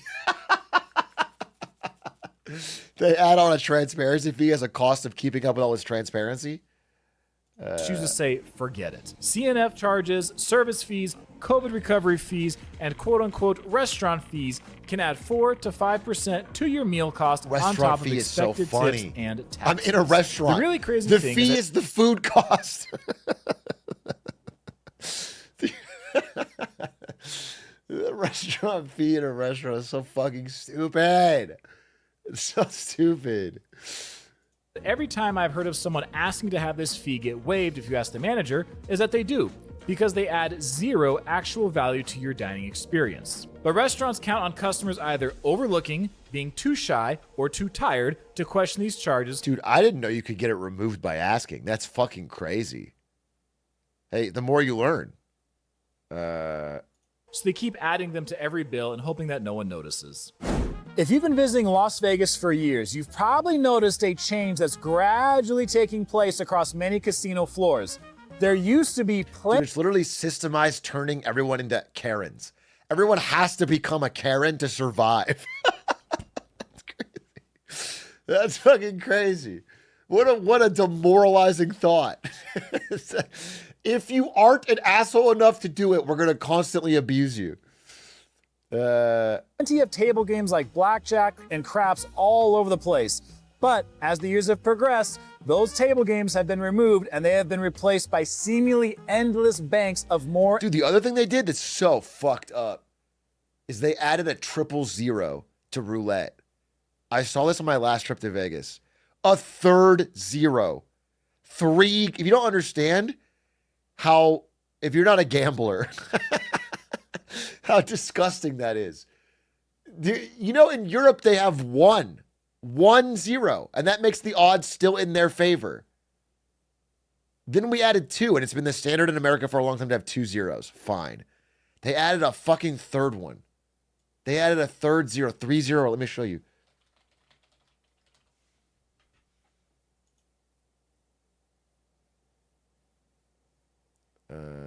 Look at this. Oh, give me a bigger photo. Oh, whatever. Dude, look at this. It when they spread it out like this, it looks like I feel like I'm 90% gonna hit the green. What's the B, by the way? What's the yellow? I don't know, but it's so greedy. It's so fucking greedy. If you don't understand, most people when they play roulette bet red or black. And so the casinos have this 1 green 0 that makes it so they have a slight edge. Because if it was purely half red, half black, then betting on red or black would be true odds. And you'd win half the time and casino would have no profit. So they have 1 0 where if it hits on that, everybody loses and they win. And they get to keep the money. It's fine. That's their cost of running business. It's gambling. I don't expect to be profitable. So 1 0 makes sense. Then they wanted to squeeze more money at it, so they added a second 0. But a third one is it's so absurd, bro. Why not just make it fucking all zeros and 1 red? And I can't bet 0. Why not? Just fucking, why not? Stupid assholes. Can't you bet on 0? Yeah, you can bet on 0, but the odds are not in your favor there either because it's likely it doesn't hit 0. It's just that the 0 exists so that red or black can't be pure. A fourth 0 would be fire. And more slot machines. This isn't just about efficiency for space. It's about completely changing the odds in favor of the house. Table games like blackjack, craps, and baccarat typically have a house edge under 2% when played correctly, which gives players a better chance to win. But penny slots often give casinos around a 10% advantage, meaning they keep $10 out of every $100 played over the long term. Vegas doesn't want you to win like you used to. We can even look at over 20 years worth of data to see that Vegas casinos have been gradually making slot machines pay out less and less to players so that they can keep even more of your money. That's disgusting. From 2004 to 2024, strip casinos increase how much they are taking from every dollar you bet by 24%. While downtown casinos during the same time increased how much they are taking. It's just so crazy. It's such an astronomical. I mean, listen, you know, it's you reap what you sow. The seeds come home to roost. Like Vegas is now empty entirely because of this. Like they did this, and customers. It took a while, but they responded by not going. So it works. Listen, I'm not even. This is the cost you pay. It's like when McDonald's raised their prices too much, people started going elsewhere, and now they're panicking and trying to lower everything. Like it happens. However, the audacity to be in a business like a casino, which is the most close you can get to printing money, a license to print money. People come in, they play a game they mathematically will lose at, and you win money. And thinking, but we gotta choose those numbers. I think that's so crazy. It's audacious. It costs money to run a casino. I understand that. I do understand that. I understand why they need the 0 there. I get it. I really do. The casino is an experience, and I don't expect to win. but there's a line, okay? You have to have some odd. If otherwise they would make it 1% their favor and no one would go. Okay, there's a line and they've found it. It's over the line now.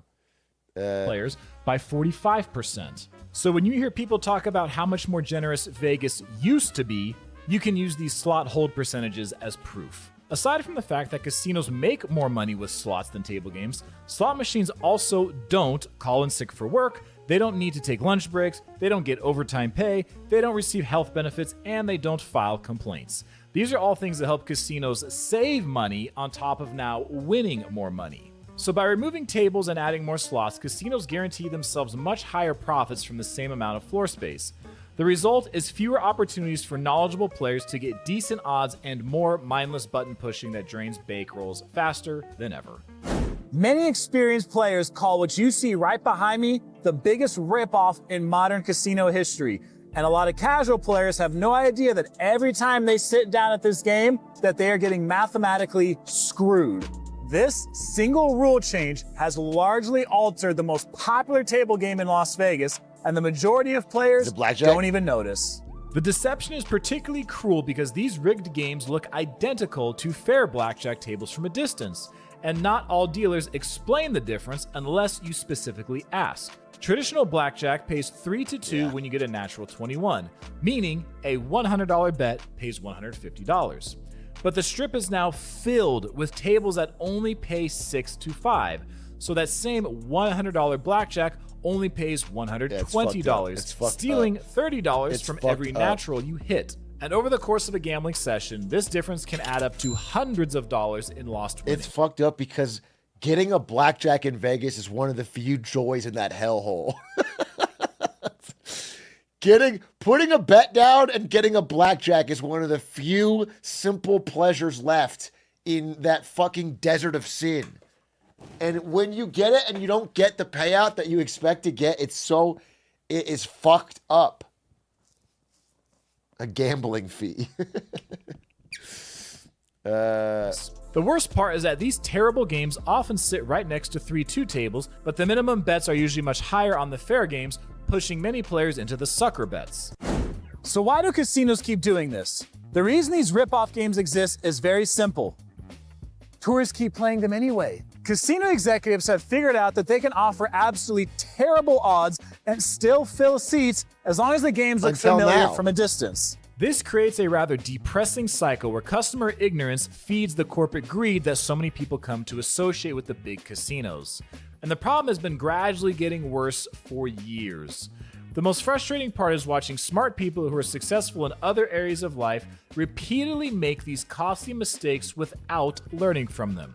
A former casino employee at the Venetian once told me that when they introduced 000 roulette in 2016, they expected nobody would play it because the odds were so terrible. But players flocked to those tables anyway because they didn't understand the difference between good. Dude, I'm on an insane hot streak today. I'm on an insane. This might be a legendary GSS. This is like an all-time GSS, bro. I feel like I'm in the fucking Matrix today. I'm in the Matrix on. You guys sent the videos in, bro. I have not watched any of these videos. I'm just living life, okay? I'm reading. I'm up to date with these stories. Good and bad roulette games. A roulette dealer at one luxury property let me know that he even tells players up front that the company logo represents 000, basically admitting the deceptive tactics employed by the. Oh my God, I haven't seen that though. That is disgusting. Putting the Mirage logo as a separate item, but it's actually a third zero. Oh God, it's so dude, I fucking hate Vegas actually. Even though I have a gambler's brain and I do have many joyous memories in Vegas, it actually is so fucking ridiculous. That's so ridiculous. That is so gross. That is so fucked up. Casinos, but people keep playing anyway. This proves that casinos can get away with offering terrible odds because most players simply don't understand what they're getting into. What used to be a problem mainly in some areas of downtown has now spread throughout the entire tourist corridor in ways that shock first-time visitors and long-time locals alike. The homeless population in the Vegas area has grown every single year since 2021, and it's had a 56% increase in the last 3 years. And I myself... Economy's doing great, though, I promise you. I promise you. Stock market is up, bro. The economy's doing great. You have to know that. Just understand that we are in a boom time. We're in a golden age. People are noticing that times are good.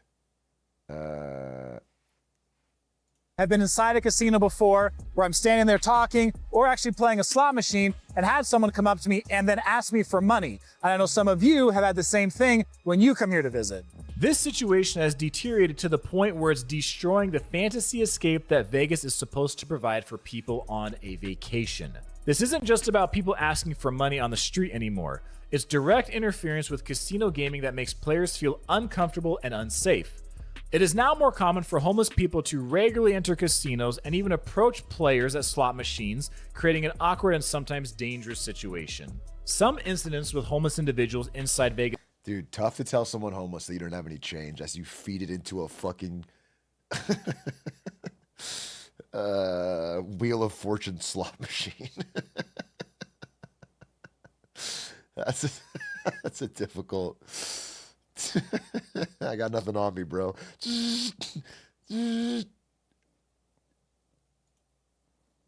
Casinos escalated to the point of making national news, like the man who set off an explosion at the Paris casino, causing $50,000 in damage.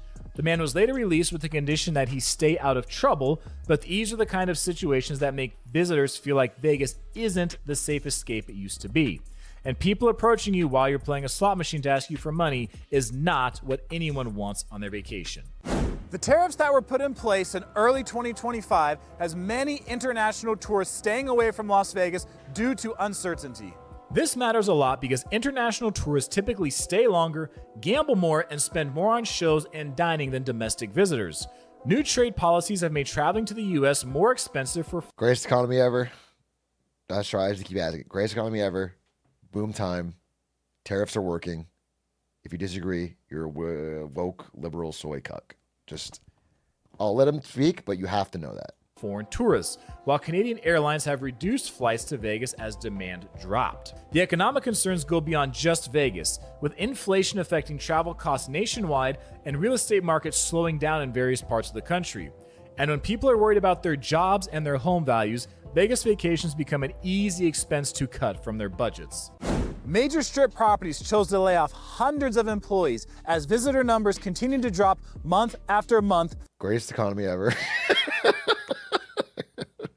Boom times. Things are great. We are crushing it. Envy of the world. President's cooking.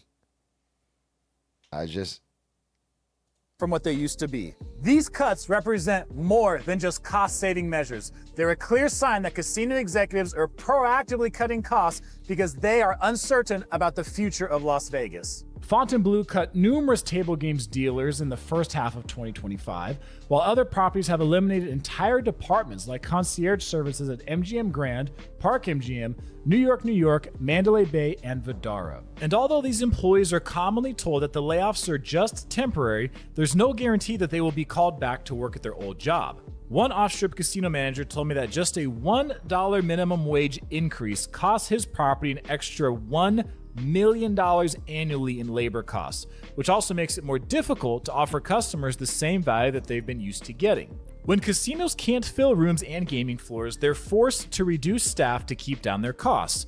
But this can create a poor experience for the customers that are still visiting. The hotels and casinos that can... They should reduce the quality of the service while at the same time increasing the price. And that way the customers will get a real fond memory of Vegas. They'll feel...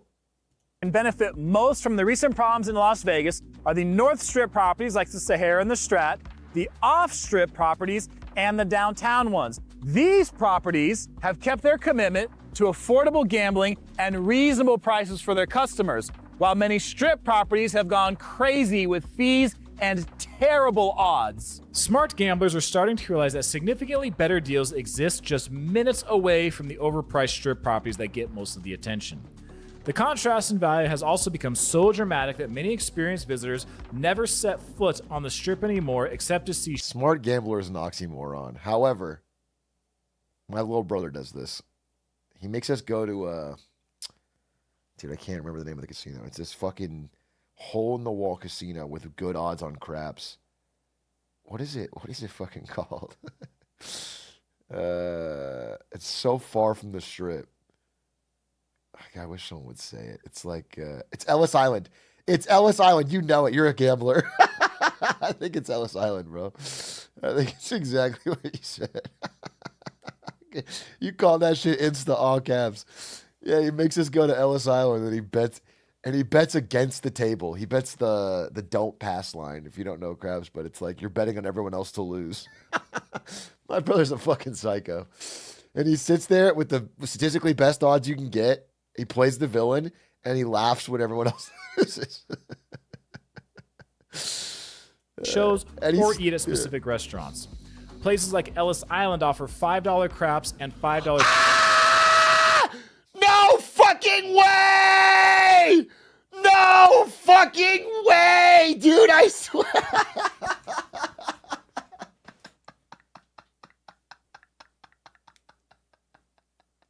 Holy shit! Holy shit! Whoa, spooky! Wait a minute, spooky, dude. This is a legendary GSS. Wait, I have the sight. I have the vision. I have the fucking vision.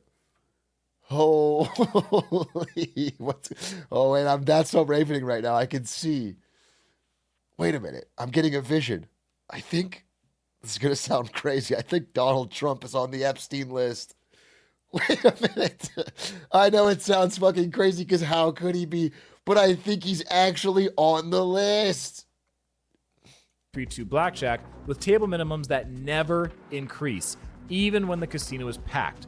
South Point provides affordable gaming with a wide variety of options for players. The Plaza Casino has single zero roulette that is a 15 minimum. Lisan Al Glizzy. What a wild day. And a $25 minimum at night. The Palms Casino began offering $5 3-2 blackjack and craps 24 hours a day in early 2025, directly targeting frustrated Strip visitors who are tired of feeling like they're getting ripped off. Many off-Strip properties... Dude, it's so funny because they are getting ripped off still. It's still gambling. It's still a game where you're guaranteed to lose. It's just not so egregious. It's like... You know, they can have normal payouts for craps, and it's still most likely going to roll a 7 and you lose. It's just funny that they've gotten so greedy with it because I just want an honest drug dealer. Yeah, exactly. If you're a broke boy, just say so. Especially benefit since they're already known for cheaper drinks, better gambling odds, and lower table minimums across the board. Some of these properties are experiencing increased business as Strip prices push more players their way, proving that there's still a market for honest value in Las Vegas. The good news is that calling a casino honest value because it's not as egregious as that's so funny. It's probably the least honest business there is, bro. Las Vegas will always change with the market. Smart travelers are discovering that the recent changes in tourism actually creates opportunities to get better deals if you know where to look. The hospitality industry's need to fill these hotel rooms creates more and more opportunities and more discounts than we... That is true. I mean, realistically, if you did want to go to Vegas, it would actually be a good time around now, right? Because they're desperate. They're desperate. You could probably get a much better deal. You could probably get a fucking crazy deal. For at least the more struggling big casinos. They're dropping. Yeah, the prices have to be dropping. Like, people are waking up to the fact that this is just fucking insanely overpriced, and then they're not doing it, and so they have to lower price. It's like the same thing happened with fast food. The exact same thing happened because it is a business where you have competition. They can go somewhere else. There's just that period in the between when people's switching costs are not there yet. and their habit hasn't been broken. Let's all go gamble. I'm not saying that. We've seen in recent years. And despite all of this, Las Vegas still offers amazing value per dollar compared to most other tourist destinations in the country.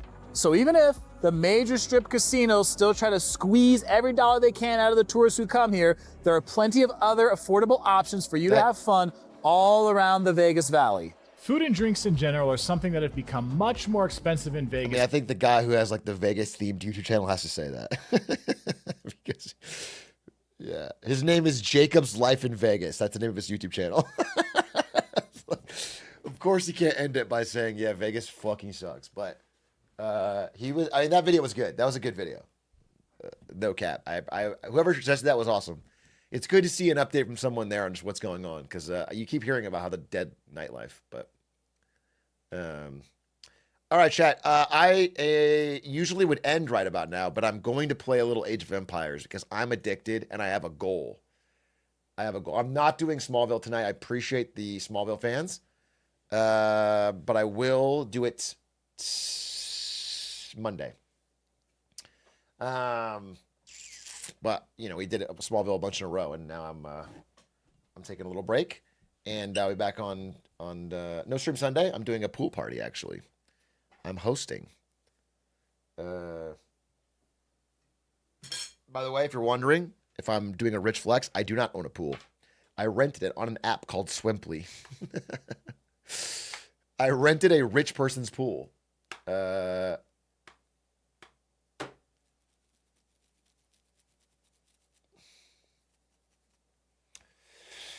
The appification and everything. Well, I'll say it. This is not an ad for X pool sharing app, but it's awesome.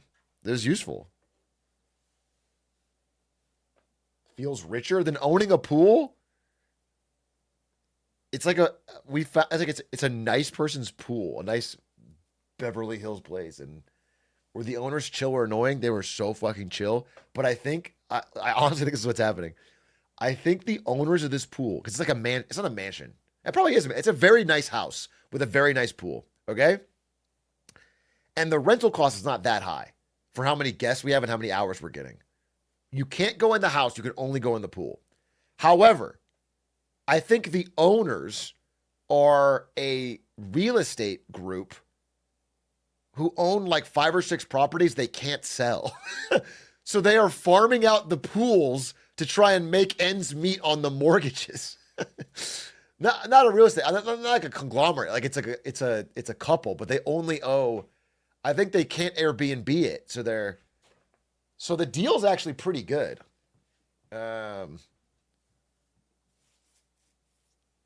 think my invitation got lost in the mail. What time do I pull up? You guys are all invited, obviously. Everyone show up. You know this place, and we'll. Is the pool the bathroom too? No, dude. Are any of you guys Smash Bros people? Do you know the Crimson Blur? Dude, we did this pool party last year. I do it every year. I do this pool party every year. And the pool we rented had an outdoor, like, I don't know, outhouse bathroom next to the pool that we were all allowed to use. And Blur went in there early on and broke it. Just clogged it up real fucking good. So nobody had a bathroom the whole time. Completely ruined it at minute 1 of the party. And also, not to throw him under the bus, but didn't say anything. We had to get to the bottom of it. Just left and didn't fucking say anything. Actually fucked up, Blur. I wouldn't either.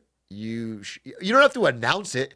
He just has to come out to the party and be like, "Hey, I'm the shit clogger." But he could go to me, the host of the party, and be like, "Hey, bro, I don't know what to do. Is there a plunger?" Like, he could have said something. You don't have to make it a fucking content piece, but you can't ignore it.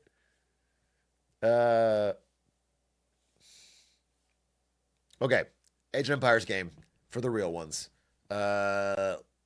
Listen, let me give you an update on my progress here. Wait, Atrioc, Age of Empires. If you guys don't know, I've been recently addicted to the game Age of Empires 2, which is nearly a 20-year-old game, but still has a huge player base.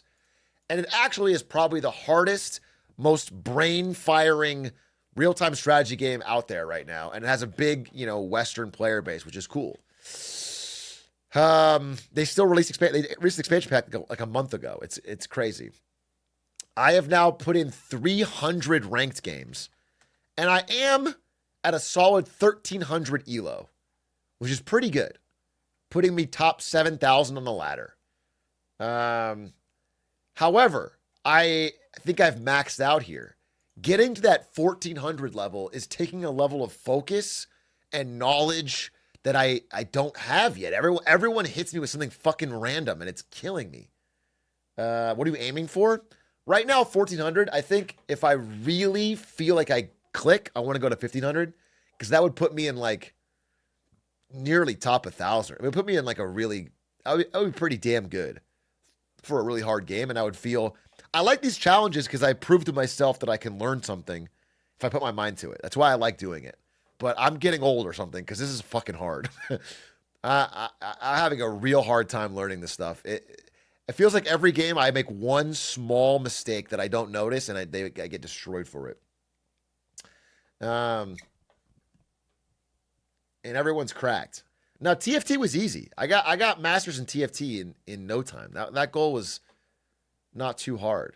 Not no time, but like the card games I can still grind because card games have no mechanical skill. But now I'm too fucking old to be playing as fast as these cracked kids and strategically and learn all this stuff. It's fucking hard. I'm trying. I'll be honest with you, I'm trying. I don't want to give up because it's important to my self-identity that I can do this, but it's also taking over my life. Like I'm watching Age of Empires VODs in the shower. It's just, there's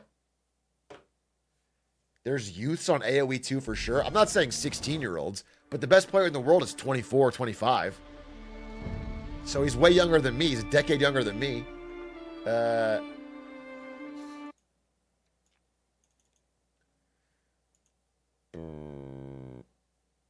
you a big Hera fan? Me and Hera are friends now, bro.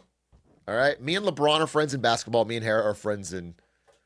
I might go and hang out with Hera in China during the next big Age of Empires LAN tournament. I'm considering. I really want to go, even if we don't get the Patreon goal.